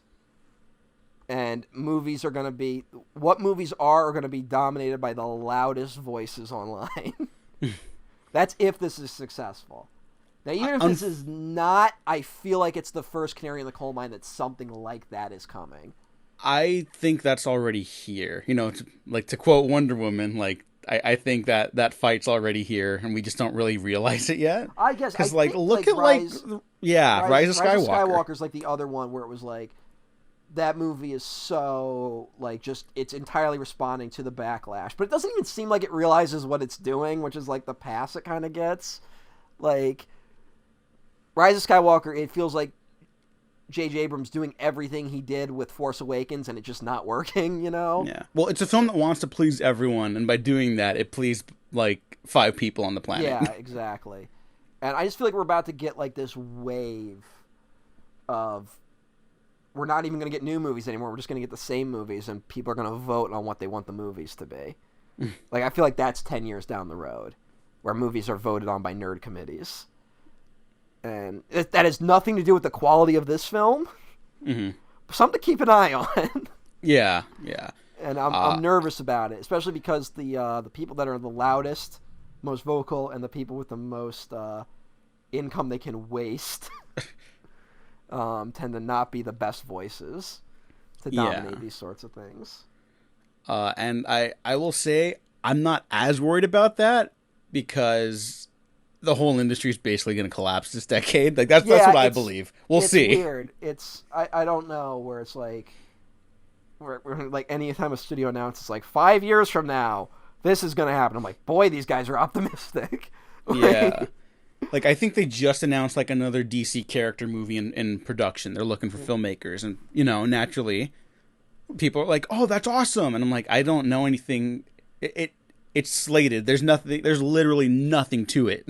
There's nothing to get excited about. That's not like a movie yet, you know. It's a production note at this point. We'll get to that. Remember when they announced Steven Spielberg was going to do the Black Hawk movie? Yeah, and I was like, well, that sounds great, but it's probably not going to happen. Yeah. It would still be great. I mean, it was weird because that was like a product. That was like a project he was sitting on since like the 80s. Yeah, and it was going to star Dan Aykroyd. And then he's like, I'm back. Because there was that weird, like, right after it was like, you know, like Justice League bombed, but then Aquaman was like an unexpected hit. Like, it was like right after that. And DC was kind of like, we don't know what works. And so, like, just announced like 30 different things. Yeah, like, and they're still doing anything. that, you know. And to be fair, I don't want them to just have everything slated to like coalesce into an ongoing story. I like that there's all these different movies out there now. It really is just the problem that like all these films are from 2 different studios. Like that's really what like sours any excitement I have for Yeah. anything. It's capitalism. That's the problem here, Yeah. really. And something that like definitely hurt this movie that was not this movie's fault at all is that like I am currently extremely burned out on superheroes. Like if I'm I there never with you. see if I never see another superhero film for the rest of my life, I'll be happy. I won't go that far just because I want to live forever. No, but like Well, all right. I definitely wouldn't go that far. I don't want to live forever, but I wouldn't go that far. I would say that like I'm superheroed out. I rewatched Man of Steel and Batman vs Superman because I was starting to get excited for the Snyder Cut, Yeah. and also because my mom hadn't seen them and she was curious, and she liked them both more than I did. So go figure. Here's a question: what do you like more, Justice League or BVS? BVS. Yeah, you know what? I would say BVS. Yeah. It's so like specific and insular, and so is this one, but like more of what I like about Zack Snyder's in BVS and less about what I like about Zack Snyder's in Justice League. Yeah. You know, and then Man of Steel, I like it from afar and I won't revisit it, but I kind of like looking at it from a distance. And then I get closer and I'm like, oh yeah, that's right. Yeah. I can good. never do Man of Steel again. Like I tried. It's so loud. I know it's so loud and it's so boring. Like it's that's it. Well, That's talking about like structure and action and stuff like that. Like Man of Steel is just like, God, I can see it. I can see the better version. You could just edit it and cut back on like 10 to 15 minutes of the action. And I'll say this for Justice League, the action, even though I'm like, yeah, I'd probably cut this, I'd cut that, I'd condense this. I don't think any of it is as loud or obnoxious as Man of Steel. Yeah, I didn't. Like, I get a headache at the end of that one. I'm sorry. I was never like overwhelmed by the action here. Yeah. I would say to get into things I am not crazy about. I wasn't crazy about Wonder Woman here. I'm sorry. I still like her solo films though. I'm the guy that likes both. I just want to say before we get off Wonder Woman is just I loved that robbery scene in the beginning. Really? I really liked that. It was just like so weird. All right. It was just like, why is this happening? And I kind of got excited because like, oh, are we going to introduce every character like this? And then we kind of just like, again, the problem I said with like the construction was like, I wish what this movie had been, and not to backseat direct a movie that I had nothing to do with and would probably fuck up, but I wish that the movie had had like this prologue with Steppenwolf and the mother boxes or whatever, and then we sit with like we introduce each character individually and we get like maybe 30 minutes with them, like that we just do like huge chunks of the movie just with that character, or not even like you could do like a fucking hour, I don't give a shit, but just stick with the character and do their whole thing instead of like the cross-cutting they were doing a little bit, Yeah, I was not crazy about that. Like we have the threat established by Steppenwolf. We could have spent more time just with the hero side of things, Yeah, and the Steppenwolf, and I will, like, just to get into stuff we really didn't like, I think the Steppenwolf Darkseid, the threat is so generic, which was, like, that was kind of, like, the bummer of it for me, where it's, like, this is kind of, like, just a superhero movie, which I didn't want it to just be a superhero movie, I wanted it to be a Zack Snyder movie, a little bit, and it's, like, the threat is so kind of, like, obvious and bland. And it's like about getting the thing to put on the thing to do the thing, which is like what all these fucking movies are. That I hated every time we went back to it because I would like be getting into the movie. Okay, so this is funny. I did not care for the Wonder Woman opening. I like the idea of what you just said about catching up with all these characters like that, and they all have like these kind of mini short films in like to introduce them. But I did not care for that scene at all. It goes on for like 10 minutes, and I don't know why it's there. And I like that actor playing the terrorist. Like, yeah, I don't know why that scene's in the movie. Yeah. Because then the other introductions, Wonder Woman gets 2 introductions. Yeah. Then the other introduction is her working on that statue, and that's like, all right, that's great. Like, I think they just wanted to establish that when Wonder Woman isn't cleaning statues, she is out there doing hero work. I think they just wanted that in the movie. Oh no, totally. So to also take your term of backseat directing, I would have introduced her with the statue, the guy walking around asking her about her week, and she's like, nothing much, right? And then you interlace quick cuts of the action, and then there you go. That's it. That's all you needed. Yeah, There's a bunch of that I would have done in the movie, but whatever. I'm not Zack Snyder, and this is clearly what he wanted, And at the end of the day, this entire Snyder Cut endeavor is about that. Here you go, and I'm glad he got to do that, given the struggle it took to make this a reality. Yeah, but you know what sequence I also really liked? I liked Wonder Woman getting the arrow and going through the temple. Oh no, that was great. I love that shit. It's all wordless, and it was just great, and I like that sequence. So if you could somehow combine this bank robbery with that, I don't know how. What? But well, you know what? Here's my suggestion, Zack Snyder. If you are not listening, it should have been her establishing her working on the statue, right? She's fixing up this ancient statue. That guy comes in and he's talking about arson because they think someone's burned a temple down. Yeah. I will say that arrow flying through the air was pretty great. That was pretty fun. Mm-hmm. And then she sees it. She realized what it is. So then she's like, all right, I got to go and check this out. But on the way there, she just happens to notice a bank robbery. Well, no, that's the other thing. That's also not a bank robbery. We keep referring to that. Oh, yeah. It's I think that's an attack on Parliament in the UK? It was some weird, extremist group. Which, whatever. But, hey, maybe that's Wonder Woman. She just happens to notice these things. Mm-hmm. And Wonder Woman in the comics, here's something these fucking movies are too cowardly to do. Wonder Woman in the comics can talk to animals. Have her be all right, I'm gonna go check out this thing, and a bird comes down and fucking talks to her. And it's you know what? They're gonna rob the fucking Parliament thing. Yeah, that is weird that's not here, because I feel like Zack Snyder would actually lean into that. Yeah. Have her, he gets chalked up to being some people, he gets chalked up to be some gritty, realistic, attempting director, and he's very clearly not. If you watch any one of his films, except maybe Dawn of the Dead, because but I don't know. It feels like it'd be something he would get a kick out of. Yeah. But again, I just want to say that's really weird that you liked that scene and I didn't, because I also loved Darkseid stuff. And he's only in it for 5 minutes, but I loved this weird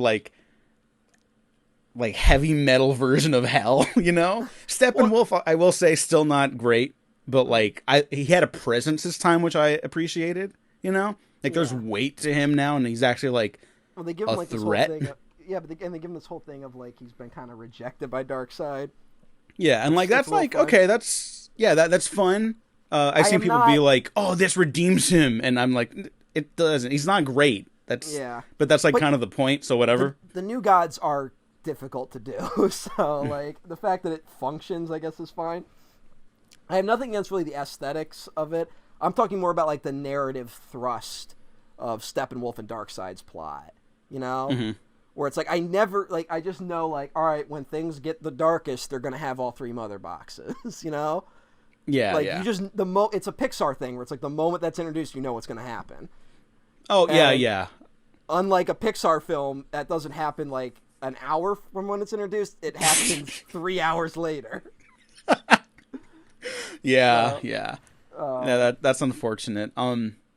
Because here's what I thought was going to happen. When I first heard that they were doing the Snyder Cut, I was like, oh, well, he's going to reshoot, some stuff and make his trilogy plan into a single film. That's why it's going to be 4 hours. That didn't happen. This is just the same movie.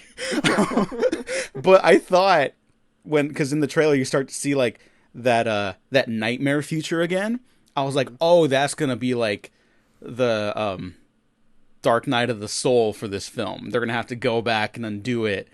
And that didn't happen. Instead, it's just at the end. Also, fucking, how dare they leak that image of Granny Goodness? How dare they? That was, amazing, though, when I realized, I try not to get, excited like some fucking nerd anymore, but I saw that, and I was like, oh, God. Understand it's a nerd reaction. There's nothing wrong with that. But here's the thing. I would have liked to have had that reaction while watching the film. Yeah. I would not have been like, I would not like to go into the movie knowing Granny Goodness is in the film, and then she shows up and has no lines. Yeah, that was disappointing. I just gotta say, this is not a fair criticism of the movie at all. This is entirely nerd and personal bias, but I really would not like to see Zack Snyder's version of the New Gods. They're too strange. Well, they wouldn't have been that predominant. Like, it really would have just been like Darkseid, Desaad, and Granny Goodness. Hey, I think. that's fine. That's fine if you're just gonna do the bad guys. But it's like, isn't Ava DuVernay's doing the New Gods? Yeah, she was slated for it, but remember, with these kind of movies, everyone's slated for everything until they're not. There's like a good to fair chance that means Oprah is gonna play Granny Goodness. Yeah, that would honestly rule. Yeah, I'd be into that. Oprah going full villain. Yeah, that would be the shit. That would honestly be terrific. I liked all that stuff a lot, and I wish there was more of it. Mm-hmm. I don't know if I wish there's more of it. Just like I just wish the drive of it was a little more interesting. You know, like I just don't like that. It's like we're gonna get the 3 mother boxes. No, because like it does have a very like which first I was convinced, Avengers structure. Yeah, I was convinced that was Joss Whedon's work.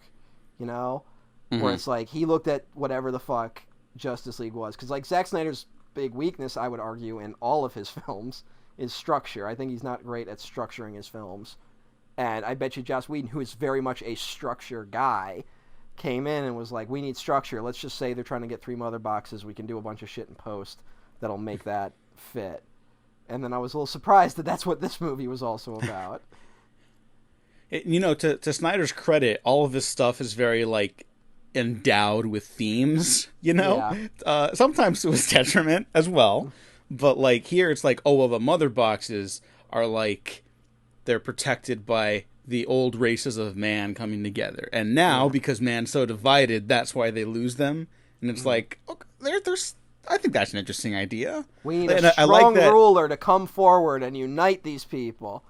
No, that's less good. I'm just fucking around. I'm just fucking around. Okay.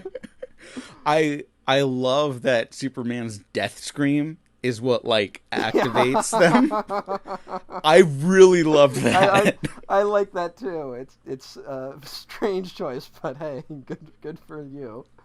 That was a Zack Snyder thing. We're like, oh fuck yeah, we're getting into it. It didn't really go there, but no, not fully. I will say one thing that just annoyed me. This is a nerd nitpick. I was annoyed that they felt the need to explain that the mother boxes were technology that was so advanced it was like magic. Oh yeah, I wasn't a fan. I'm like, I think we can get that. Yeah, and also like, does that mean Aquaman is not like all this stuff is based in science too, because they're making like bubbles in the ocean? Yeah.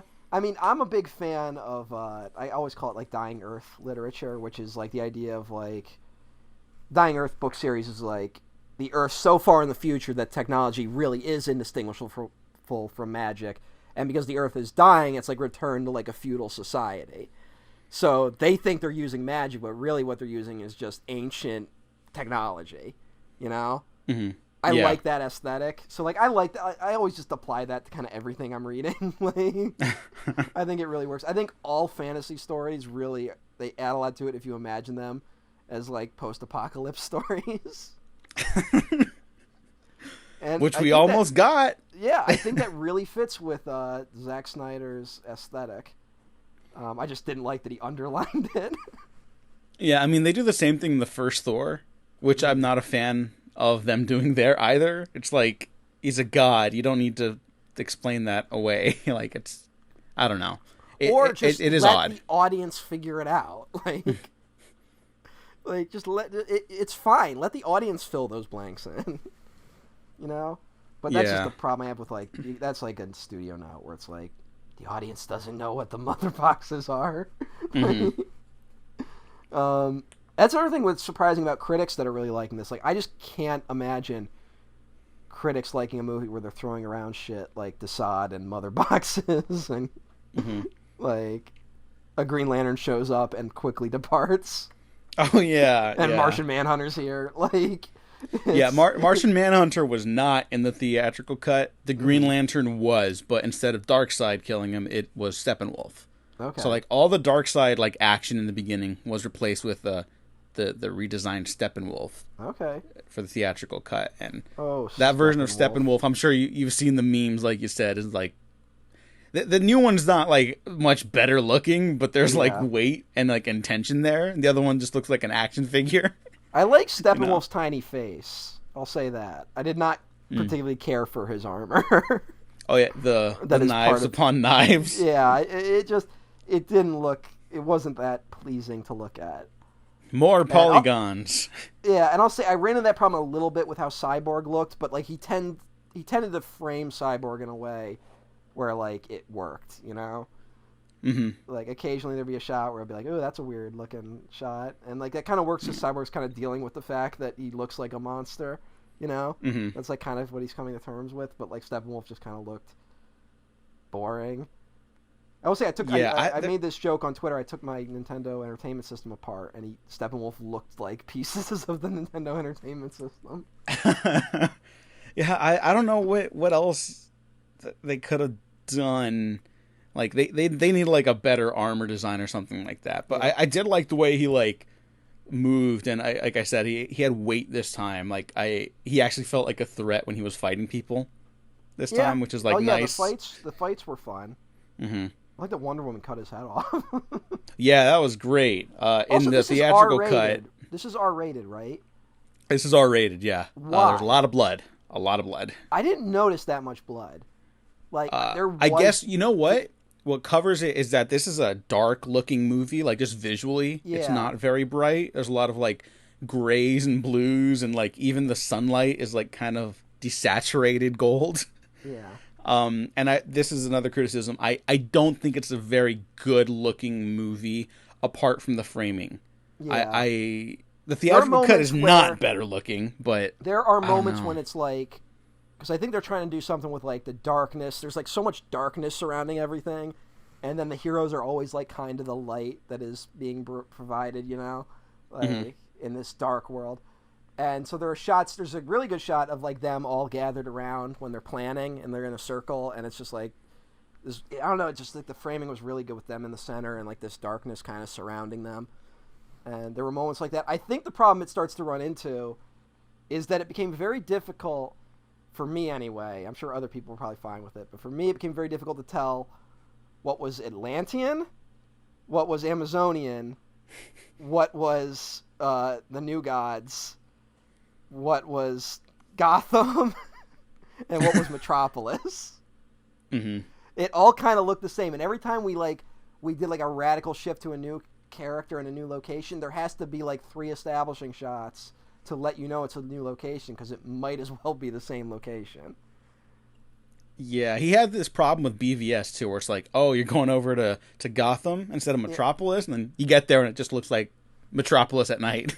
Yeah, at least it looked dirty. Like, I will say Gotham, at least you were like, all right, that's Gotham. But like, other than that, Gotham, I think, looks better here. There's a lot of like tattered like fabrics and like clotheslines and stuff like Yeah. that, you know. like when you're cutting from like what's supposed to be like future technology to like a diner, and they look kind of the same. It became a little like, oh, all right. Like it took me like every time that happened, like it took me a moment to readjust. The cinematographer for both versions is someone named Fabian Wagner, and they worked on Sherlock and Game of Thrones. Yeah. I don't think he's that great at lighting. Like Larry Fong, I know is a little bit of a divisive cinematographer, but like his work with Snyder, I generally find to be like at least better lit, you know, because like BVS is like a dark movie, but there's like a color design to that. Here, I didn't find it as well. Yeah. I don't know. I gotta say, I don't know how far we're into this, however long this is gonna go. I'm shocked how much we're agreeing. Yeah, honestly, me too. So, I did not, again, of the things I did not expect, I did not Yeah. expect us to be kind of agreeing. Well, I don't know if we'll agree with this then. the Themyscira action sequence when Steppenwolf and the parademons start coming in, that is like insanely long. Yeah. And that was the first moment in the film where I was like, oh no. Yeah. Did we make a mistake? Remember when I texted you?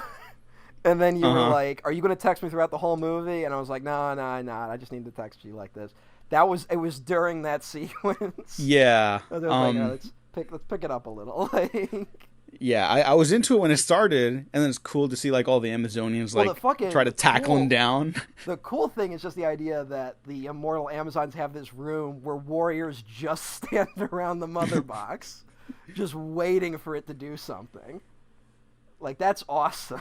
Yeah, I mean that felt like Zack Snyder said his whole thing is like he wants to bring like the myth of superheroes to like the modern world. That felt very like mythic. Like watching Excalibur before Yeah. this recording, that felt very Excalibur to me. Yeah. Like these old traditions that literally cause these people to like give their lives to a cause. You know, like that felt like, oh, Here's I see something- everything now. Here's something I have to say. We're complaining about the length a little bit. And then you were talking about you don't know how you feel about Excalibur totally. Like, you're kind of like have mixed feelings on it or whatever you'd like to say. Here's a question. One thing about Excalibur, I feel like, is that it's 2 hours and 20 minutes, and I always feel like that movie goes on like 20 minutes too long or something, you know? Like, if they trimmed it up a little bit, I think it would be better. So it's a little weird that Zack Snyder's whole thing with these DC movies seems to just be stretching Excalibur. Yeah. You know, like what would be if he had done the whole thing like 12 hours long. I have a lot more to say about Excalibur, but I can actually hold off on most of it for now. Okay, okay. I just think that's But yeah, funny. that Themyscira sequence, I was not a fan. Also, I was struggling to tell. That was like the one action scene where I was struggling to tell what was going on at times. And like I hope this isn't like a lame sauce complaint, but like the VFX on this are generally like I think pretty good. Not like realistic, but they're not trying to be. It reminds me a lot of Aquaman, you know, where it's like it's like a cartoon movie. But here I thought it didn't really look great for a while. Like when the Amazons are chasing them like the horses and stuff like that, I was like, oof. I know they didn't finish this in the original production, and they had to like kind of finish it during COVID, but like I didn't think it was very good. I think it looked a little too rubbery, you know? Okay, that didn't totally bother me, but again, I think it was like a lot of elements just not clicking together for me for that scene. Yeah.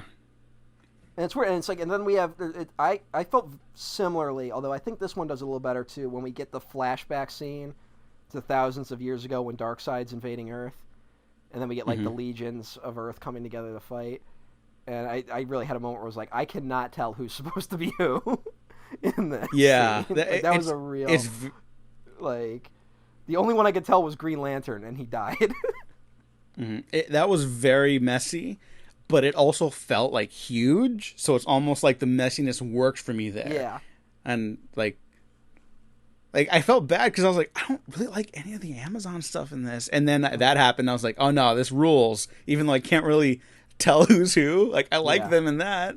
And the arrow scene I thought was really cool. When the lighting arrow, and then they like we launched mentioned the the Wonder arrow. Woman in the cave scene. And I like that Wonder also, Woman, again, to bring it back to my stupid suggestion that they should have somehow just had Wonder Woman get distracted by the terrorist bank robbery that was going on. Whatever the fuck that scene was. I think that would have worked in my version because Wonder Woman's kind of the one in this that's like, she focuses on the little details, you know? Like that seems to be her thing as part of the team. It's like, look, like she focuses on the thing. It's a little condescending with the one woman on the team being the mother figure a little bit. Like a little bit. Yeah. A little bit. But Wonder Woman does kind of have that vibe to her. It's just a shame she's the only woman on the team. Yeah, it would definitely play better if there was like Hawk Girl on the team or something.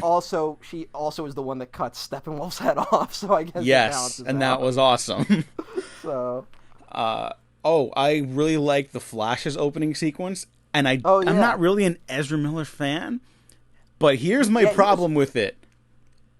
There's a great moment with everything leading up to Barry and this version of Iris West, who has no speaking role, but is played by Kiersey Clemons, who is a very talented actress.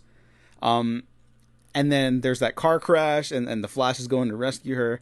Everything about that is so like good. And then there's this weird moment where he kind of like caresses her face, and then there's a bunch of hot dogs flying in between them. And I'm just like, why is that there? And there's a lot of little moments like that in the film that kind of start taking me out of it. Yeah. You know, like when the truck driver crashes, it's because he dropped a hamburger. Like, whatever, that's fine. And then the little sesame seeds of the burger get their big close-up in the IMAX camera. And I'm like, why is that here?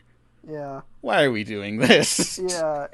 How did you feel about like the needle drops and shit, like the music in this? Better than Watchmen. All right, that's not exactly. I thought they were okay. All right. I didn't hate them. Here's. Sorry, hold on. It's gonna take a second. So if I was gonna give you a list of Zack Snyder films, right? Give you a list of all his movies, and I was gonna ask you to guess which Zack Snyder film has the same music needle drop that was also played in the movie The Mist after he kills his whole family, kills everyone in the Jeep. Which Zack Snyder film would have that music cue? My heart says Dawn of the Dead, but I feel like it's Justice League. Nope. It is Legend of the Guardians, the Owls of Ga'Hoole. Wait, really? Yes. I gotta look up the song real quick. There's a chanting that happens when like the forest is on fire in Legend of the Guardians, the Owls of Ga'Hoole. And I'm like, that sounds very familiar. And I looked it up and I'm like, oh shit, that's from the end of The Mist. Spoilers for The Mist, by the way. Oh yeah, by the way, everyone dies except the father who lives with it. And the sound that is played over him screaming was in a children's film directed by Zack Snyder. Oh, wow. Yeah, this guy makes some interesting choices. Yeah, I don't really get his needle drops, honestly. Well, sometimes it's weird where it's like, I think everyone, even people who hate Watchmen, are in agreement that like the Bob Dylan opening credits are like kind of brilliant. Like, oh, for Watchmen? yeah, for Watchmen, like everyone's kind of in agreement that's like that's fucking brilliant shit right there. Mm-hmm. And then some people have, I'll say, mixed feelings about the use of Hallelujah. But he seems like a director who really likes filming to music, I think that's just it. Mm-hmm. I don't know if there's anything deeper really going on there. Yeah, it's kind of think like you're right. it's a little like Edgar Wright likes doing it to music, except Edgar Wright maybe constructs it a little stronger. But you know, like when you're I've listened to music and sometimes I've thought like, man, this would sound really great over like something like this happening. You know, like you kind of like imagine something in your head. And I think Zack Snyder, that's how he thinks about everything. Which is like really funny because all of his DC films are obviously produced by Christopher Nolan, and you know that is like that's definitely a credit only kind of situation outside of Man of Steel. But Nolan has specifically said he never cuts to music; he adds in the music later, and all of his stuff is like orchestral scores, not like really needle drop stuff. Yeah, because his whole point is that like, well, you want the scene to like have a rhythm and a life of its own outside of the music. And like, I don't know if I'm always going to agree with that, but I definitely get it. And then Zack Snyder is the opposite of that. Yeah. You remember, this was a few years ago, Tarantino like sent a list into like some fan website about what his favorite films of the year were, and he also included his least favorite films. No. And one of them was Sucker Punch. It was whatever year Sucker God. Punch came out. He listed that as like one of his least favorite films of the year, and then that like quickly got erased from the internet. Like clearly, like like the fans were not supposed to post the worst of the year list, but they did anyway or something. Whoops. There was some miscommunication there. But then, like, I remember, like, shortly after that, he gave some interview where he was talking about because, you know, he uses music in a lot of his films, too. And he's, like, he's very open about, like, when I'm writing a movie, I'm listening to music and thinking about, like, what music I'm going to drop in, you know? That's, like, Tarantino's whole thing. And he says, but what I can't do is reuse, like, if I'm going to use music that's either already been used in a movie or something like that, it's like I have to use it, like, in contrast to how it's been used. And he's like, I would never use Ride of the Valkyries again, because after Apocalypse Now, there's no reason to do that. And he was, like, very pointed about, like, Ride of the Valkyries. He was like, that's, like, don't ever use that again. And I was thinking, like, oh, Watchmen uses that. And I was thinking, like, I thought maybe he was talking shit about Snyder for a minute. Maybe. I mean, yeah. Hey, Spike Lee just did it for Da 5 Bloods. Yeah. But that movie is like the best of 2020. So yeah, would be cool if it got nominated for something. I am so mad. I could do a whole like 24-hour long podcast just dismantling how much fucking bullshit that is. But I will say I know people, like, I was following some people because some people I followed were live tweeting their watch of the movie. And a lot of them seem to get a real kick out of Snyder's use of music. In a, like, I think I've said this on the podcast before, but I always use the Ramones as a comparison, where it's like the first two songs of the Ramones you enjoy, and then the third one you're like, wait, this is the same song again? And then you're like, these idiots are just playing the same song over and over again. But then after they do it a sixth time, you're like, of course they're just going to play the same song again. Like, you totally get on board. And Zack Snyder never reaches that Ramones level with me. Like, but I think he does for other people, so good for them. yeah, good for them. I don't want to go on longer than the actual movie, and so far, so good. But there's a couple more things I just want to talk about. I mentioned that Batman's arc in this is kind of like, now he's ready to, like, he keeps wanting to, like, give his life to humanity. And I think there's an intentional arc in this that's maybe a little too underplayed. But where he has to learn to, like, live on his own terms again, you know? Yeah. Because by the end, he's like, I'm going to sacrifice myself. I'll distract them. And everyone's like, what are you talking about? He's like, oh, just don't worry about it. He keeps, like, doing a lot of that. I will say, one thing that was really refreshing about this is the one Zack Snyder film where someone doesn't, like, the murder isn't pivotal or something, you know? Like, well, Wonder Woman kills all the weird terrorists in the beginning. I know, but, like, no, what I'm saying is that in Man of Steel, the whole movie comes down to Superman breaking Zod's neck, right? Like, that's where you get there and you're like, that's what this movie's about? Like, and then BVS is very much about Superman dying at the end of it, right? He makes the sacrifice. And so it was nice to see a film where not just Batman, but multiple characters are like, I am going to go the distance. I'm going to sacrifice myself in this moment, or I am willing to push myself further than I probably should. And then they all kind of have the same realization that, like, no, it shouldn't be about our deaths. It should be about our lives, you know? Yeah. Which was the last thing I was expecting from the Zack Snyder film.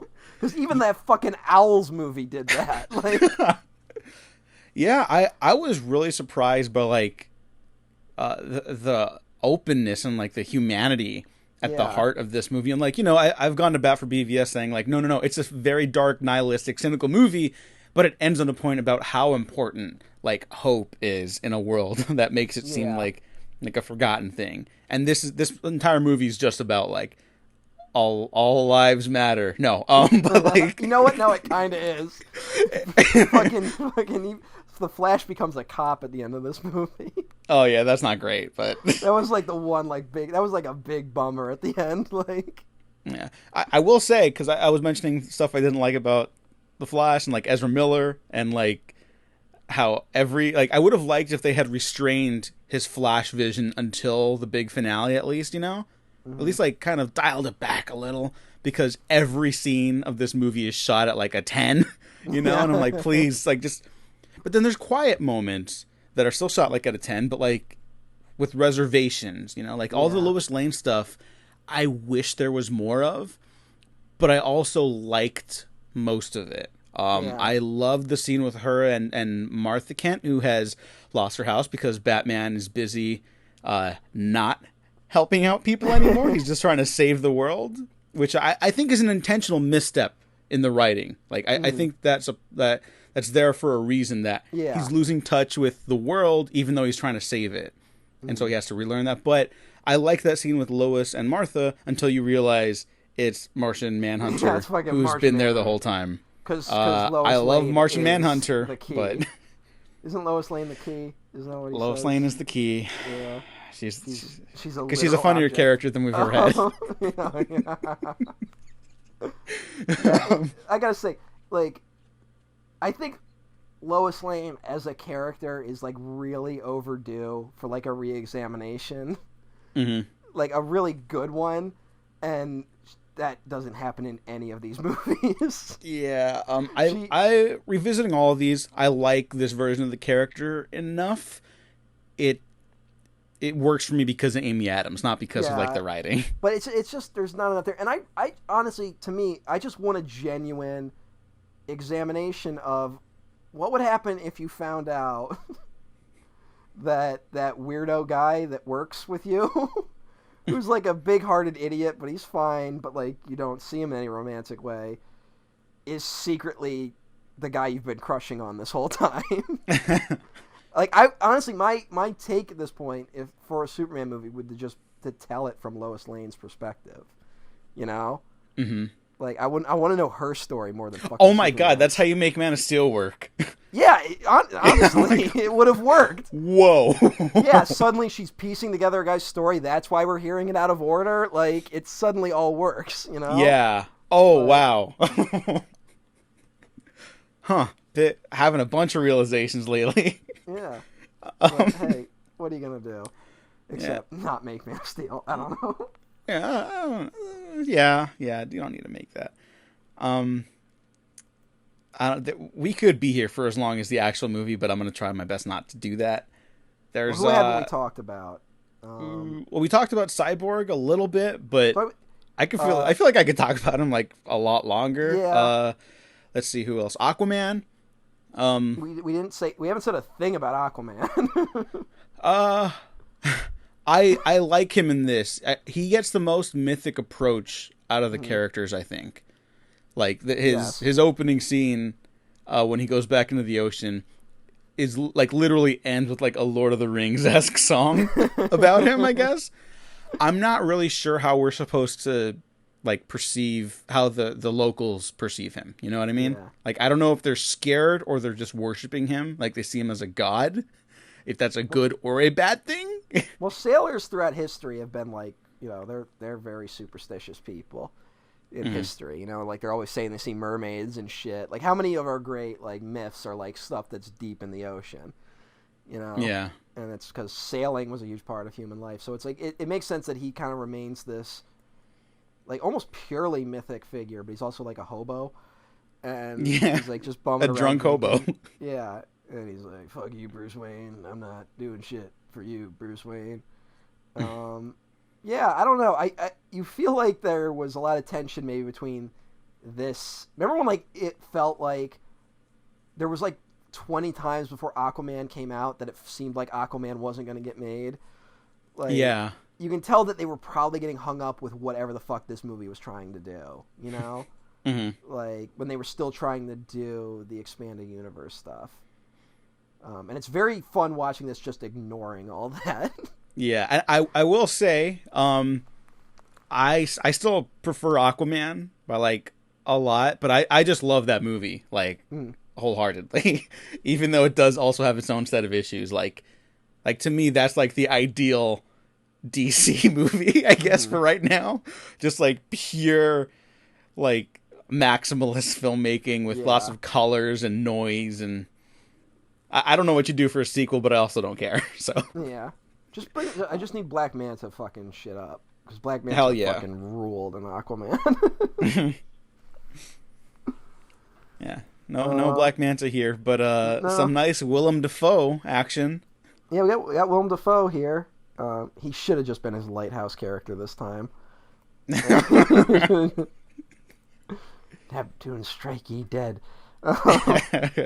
Oh, and Amber Heard has a British accent in this, much like Princess Leia in the original Star Wars. Oh yeah, that was hey, yeah. You can tell they just didn't really know how this was all gonna shape up, you know. Yeah. But whatever, like that doesn't matter. Like No, I think that's kind of fun when you see the strings attached to some of these things. You know, it makes them feel more human in a way. yeah, It's like, oh yeah, people made this. It's not just noise and dollars on a screen somewhere. Mm-hmm. J.K. Simmons as Commissioner Gordon. Oh yeah, He's in it for actually 2 gets minutes. less to do, I think, than the theatrical. Is that true? Yeah, I think so. I don't really remember the theatrical that much. I just remember being like, that's not a movie that's finished. Why? Like, all right, both versions. Why the fuck did they make him bulk up like that? What the fuck is wrong with all you people?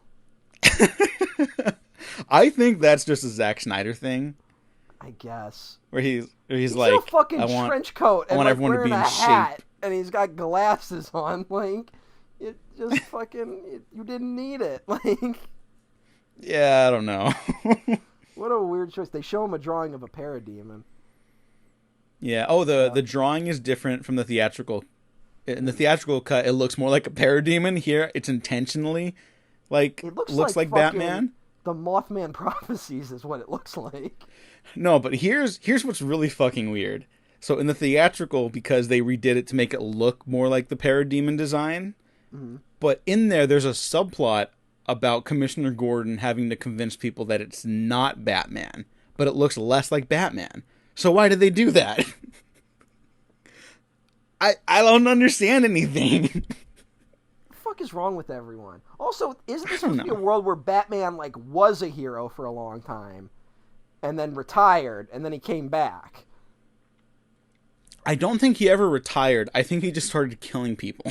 No, but like there's a very pointed part in BVS where they show the Robin suit that has the Joker shit on it, and that's directly calling out the Dark Knight Returns, which like the whole plot of that is that after Jason Todd died, Batman decided to retire. No, it is. It's calling that like to mind, but I don't think it's actually like enforcing the idea that Batman ever gave up in this world, which might be part of his problem because he just became a murderous psychopath. All of BVS is him like training to come back as Batman.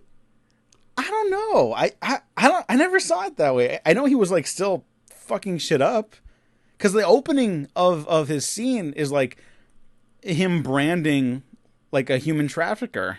Yeah, you know? but it's implied that like it's him coming back because like fucking Alfred's like, this might be a bad idea. You know how fucking Alfred is. Yeah, but I think he's like, saying it's a bad idea because he's trying to kill like an alien. I guess I just always took it as like, oh, all right, this is older Batman in a new Superman. Like that's how I took it. No, it definitely is older Batman. I just don't know if he ever gave up in this world. So people are still, what the fuck? I don't know. I don't know.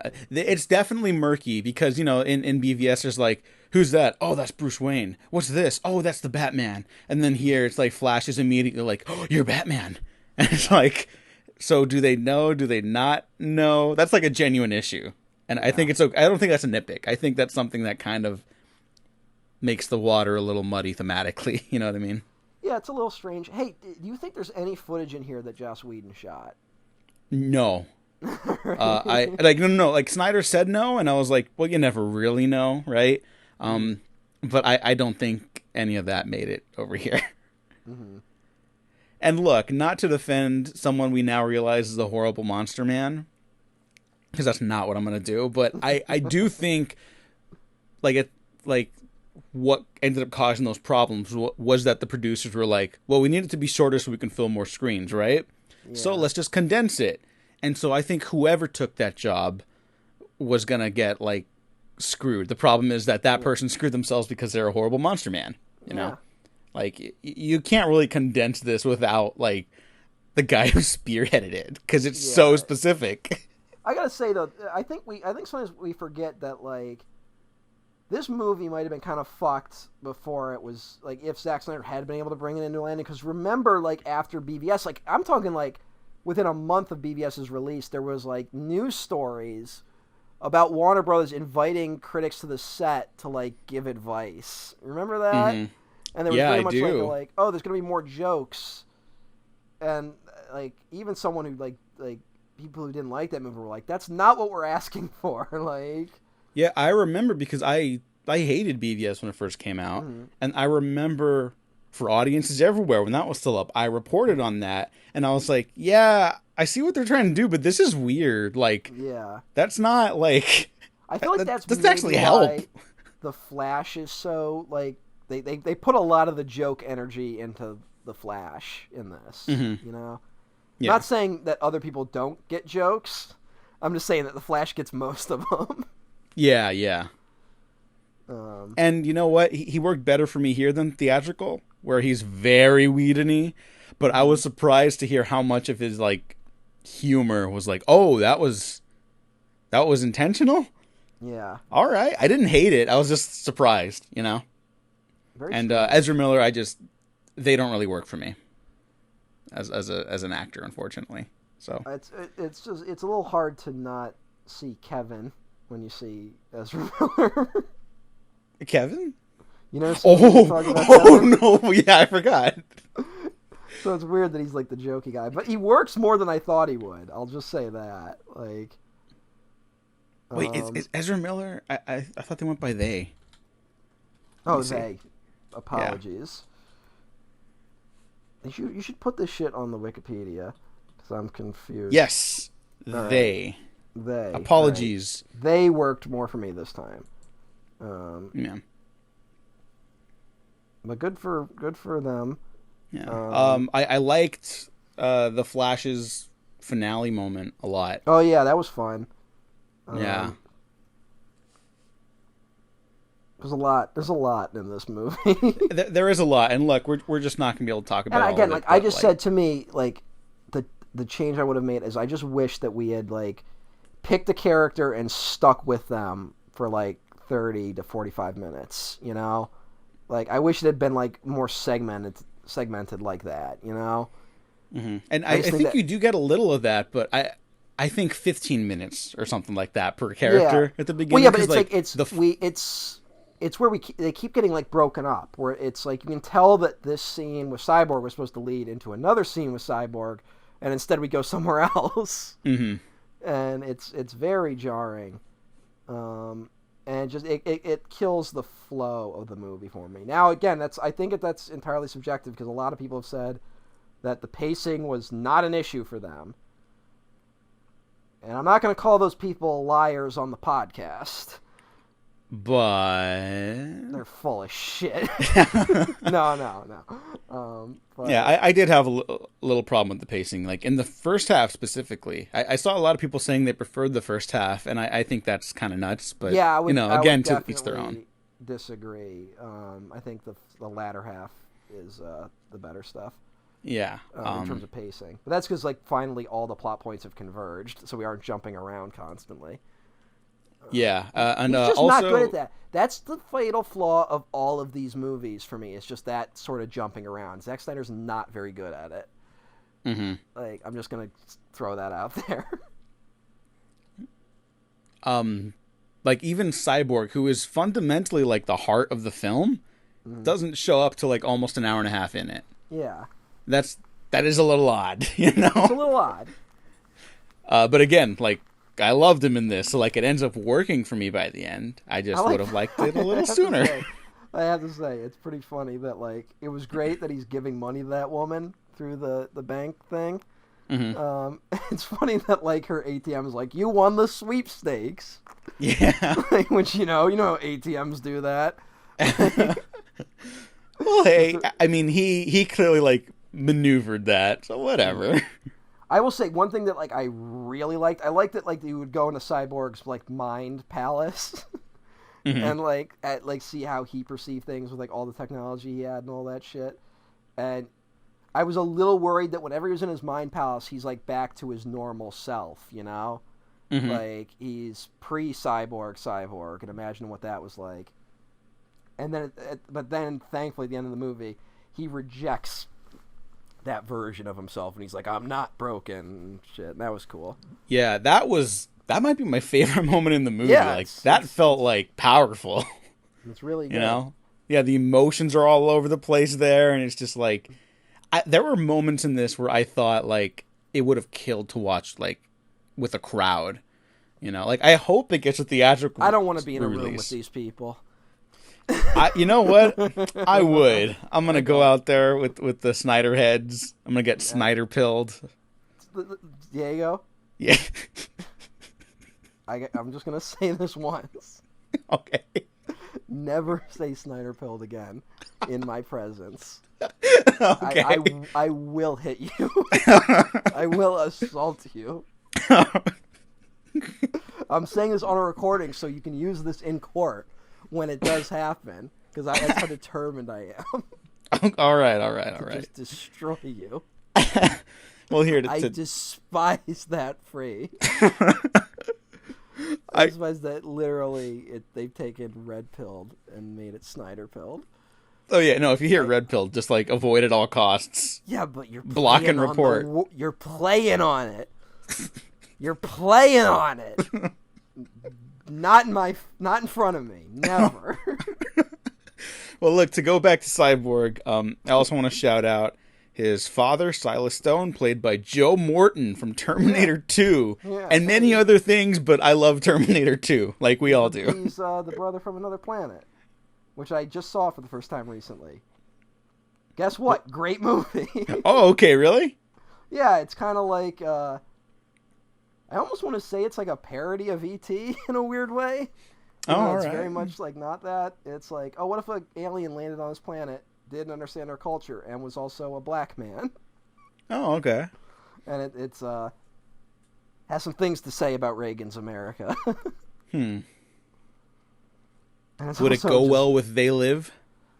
I don't know, but it's an interesting film. It's on the Criterion Channel currently, so. Oh, fucking great. Okay. Part of their Afrofuturism series. Oh, nice.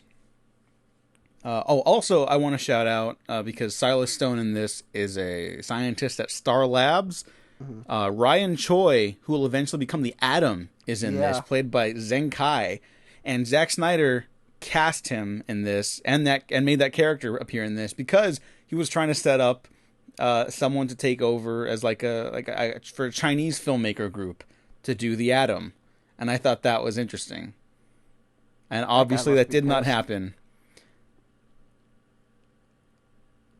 Wait, what'd you say? I said that guy must be pissed. Oh yeah. Yeah, so that film obviously is not happening, and that character and that actor are not in the theatrical cut. Well. So, yeah. Oh, also, Cyborg's dad survives in the theatrical cut. He doesn't do the sacrifice to heat up the mother box. Oh, I guess he's the noble sacrifice in the movie. So I guess Zack Snyder did do one. Yeah, and I gotta say I'm not crazy about that one. Yeah. Also because it's just kind of another like Man of Steel moment where it's like, well, you could have done the same where thing. It's like, it's that weird thing of like, his problem was that he was an absent father, you know, because he's so focused on his work, so he's gonna blow himself up and now be totally absent, and that's gonna help his son. Yeah, that's a little. Yeah, wasn't crazy about that decision. I think it's like emotional, but I could have done without that. That could have used a quick rewrite. Billy Crudup is in this. Yeah, we're just gonna hit everyone, and then I want to end on like the epilogue and the sequel talk. Yeah. But Billy Crudup, I like him a lot in this. Doesn't have a lot to do, obviously, because he plays Barry Allen's father, who is wrongfully imprisoned. Mm-hmm. But that stuff is very touching, and it did remind me of the first season of The Flash. A cop. Look at my boy, he's a cop now. Hey. Yeah, that is a little silly. It's like, dude, you're in prison. Yeah, you're wrongfully convicted.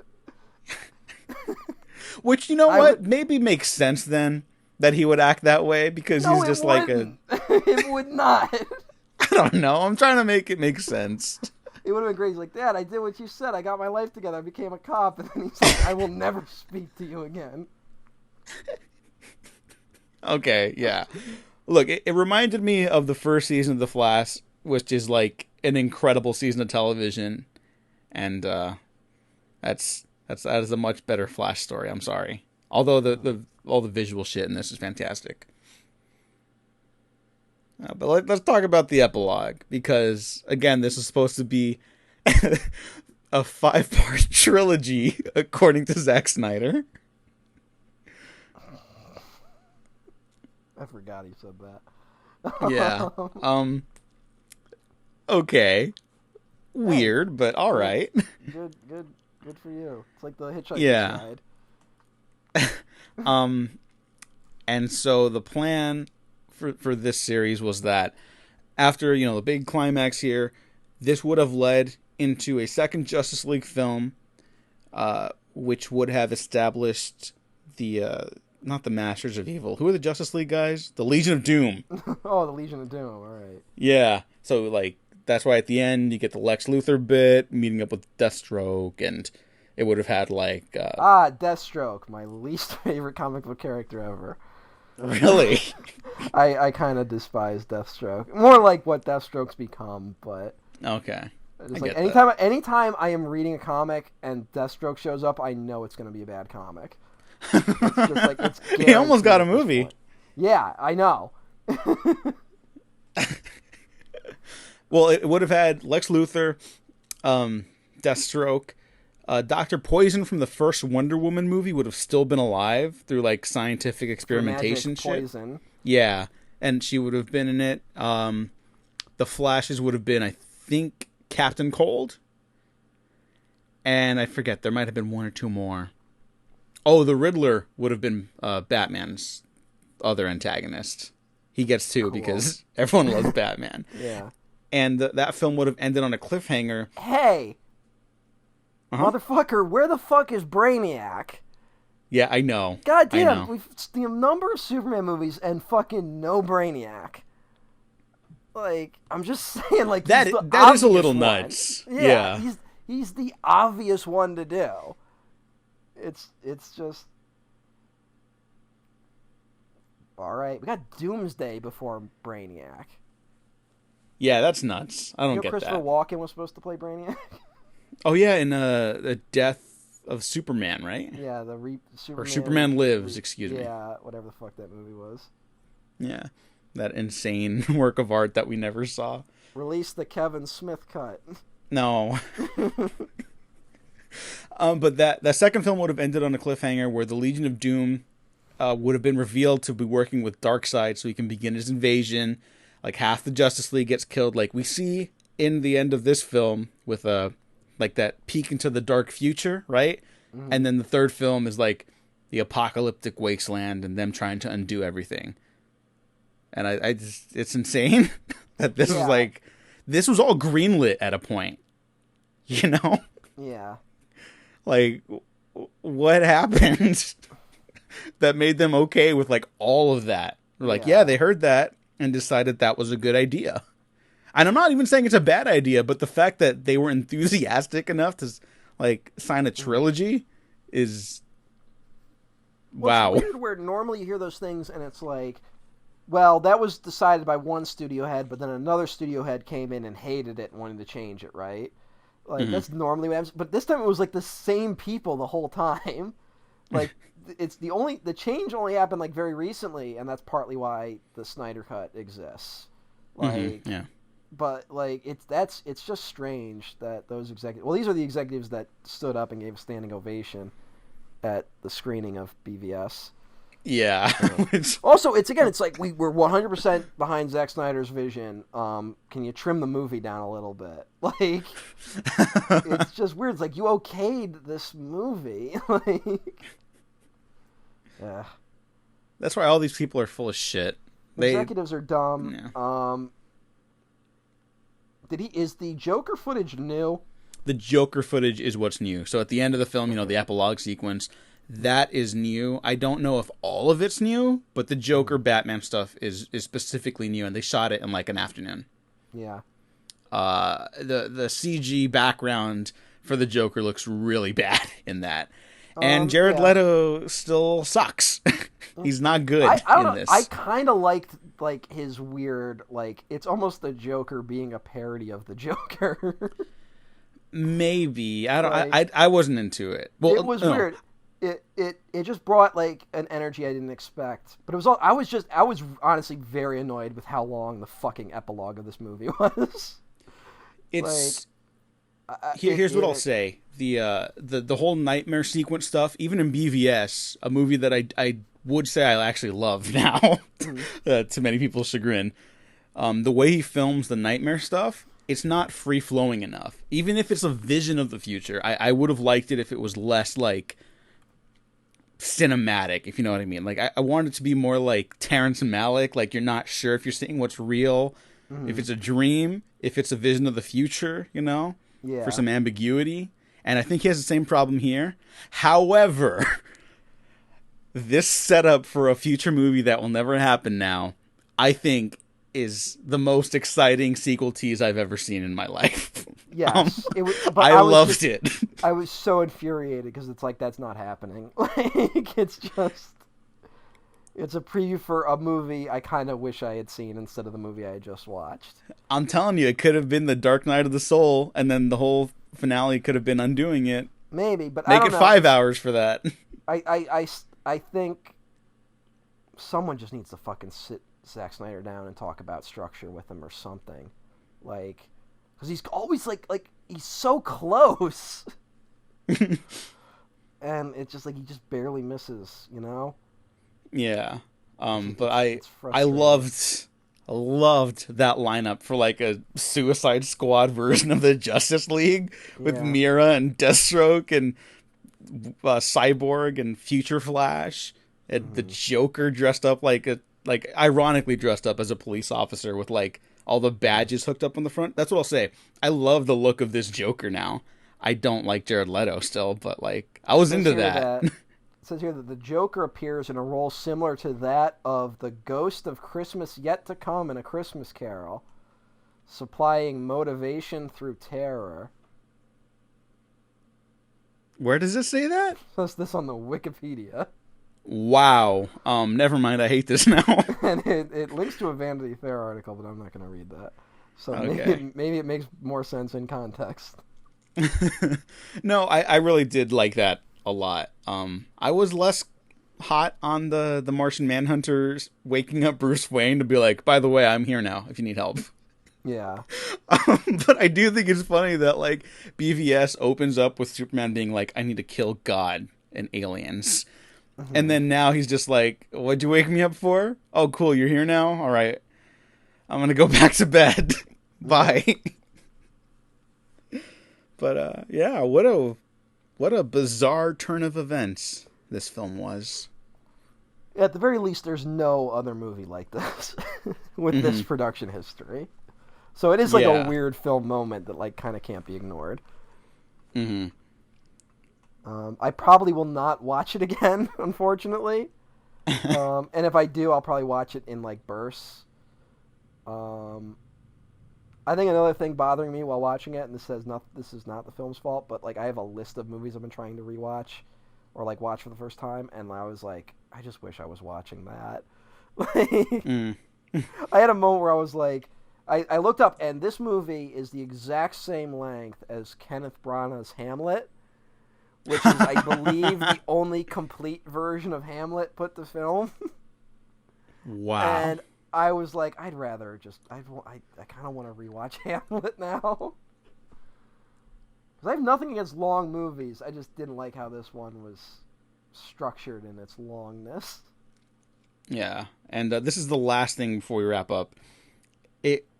The structure of the trilogy, it's just Excalibur. Having seen Excalibur, it's just Excalibur.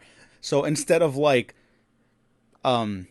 Lancelot sleeping with Guinevere, it would have been Batman sleeping with Lois Lane, Yeah, and which that's which is what he really wanted to do. yeah. There's a lot of like I could go on explaining the correlations, but everyone just watch Excalibur, and you'll see the vision of like his Justice League condensed into 2.5 hours.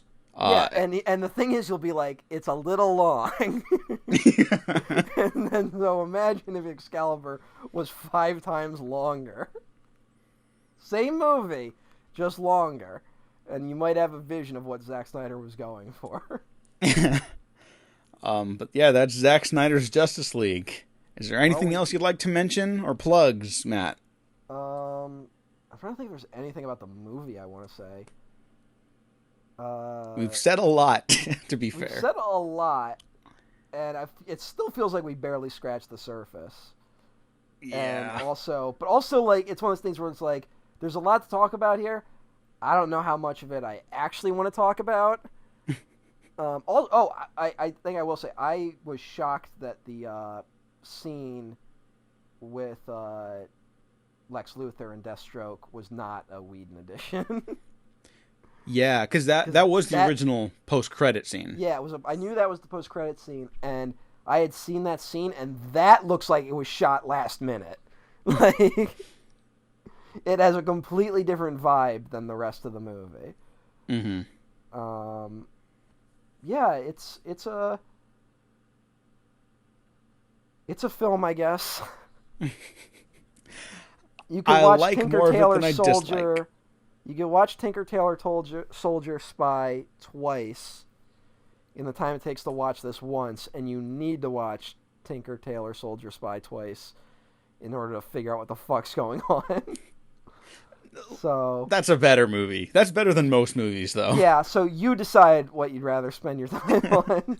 Yeah, if you're not into Zack Snyder or the DC movies, any of them, definitely don't watch this. Yeah, if you are not on board already, you will not enjoy it. Although, again, I can't even really say it because there are critics kind of coming to its defense, that I wouldn't expect. Yeah.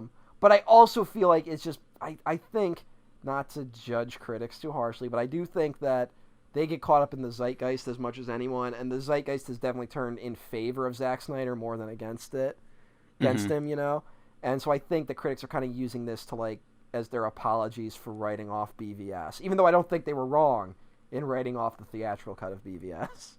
Mm-hmm. But I do think some people feel that they were being overly harsh in dismissing Zack Snyder. Yeah. My advice for looking up any critics that you might find interesting, find the ones that aren't extremely online all the time. That's my advice. Here's my advice. Actually read their reviews occasionally, because Rotten Tomatoes it just gives a percentage of positive reviews.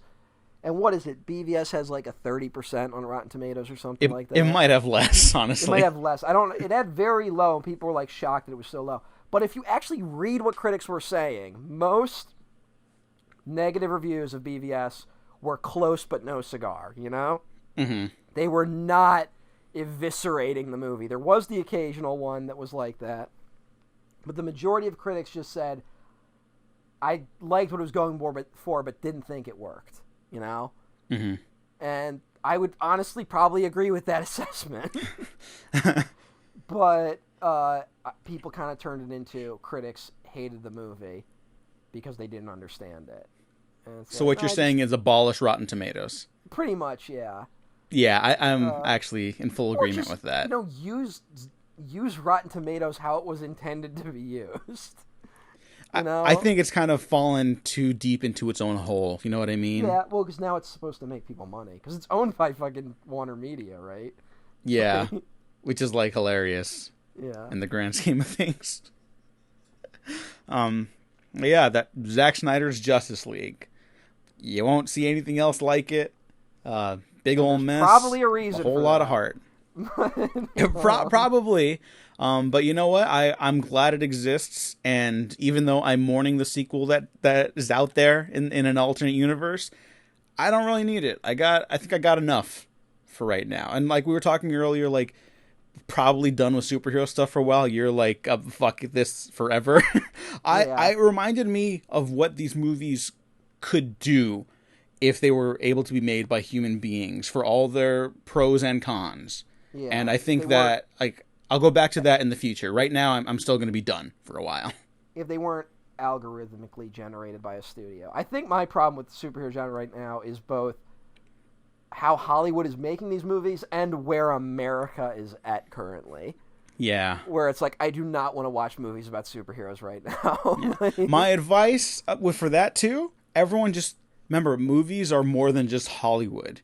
And that's not to disparage the genuinely great blockbusters that are out there, and I do think there are many, but like there's other stuff in literally every country on the planet. Yeah. Just go watch it. And That's I all. will say this, if you have HBO Max, because you watch Justice League, they do this feature where they let Zack Snyder like pick his favorite movies that are on HBO Max or something. He picked Rick and Morty was on the list. Do not rewatch Rick and Morty for the 5th time.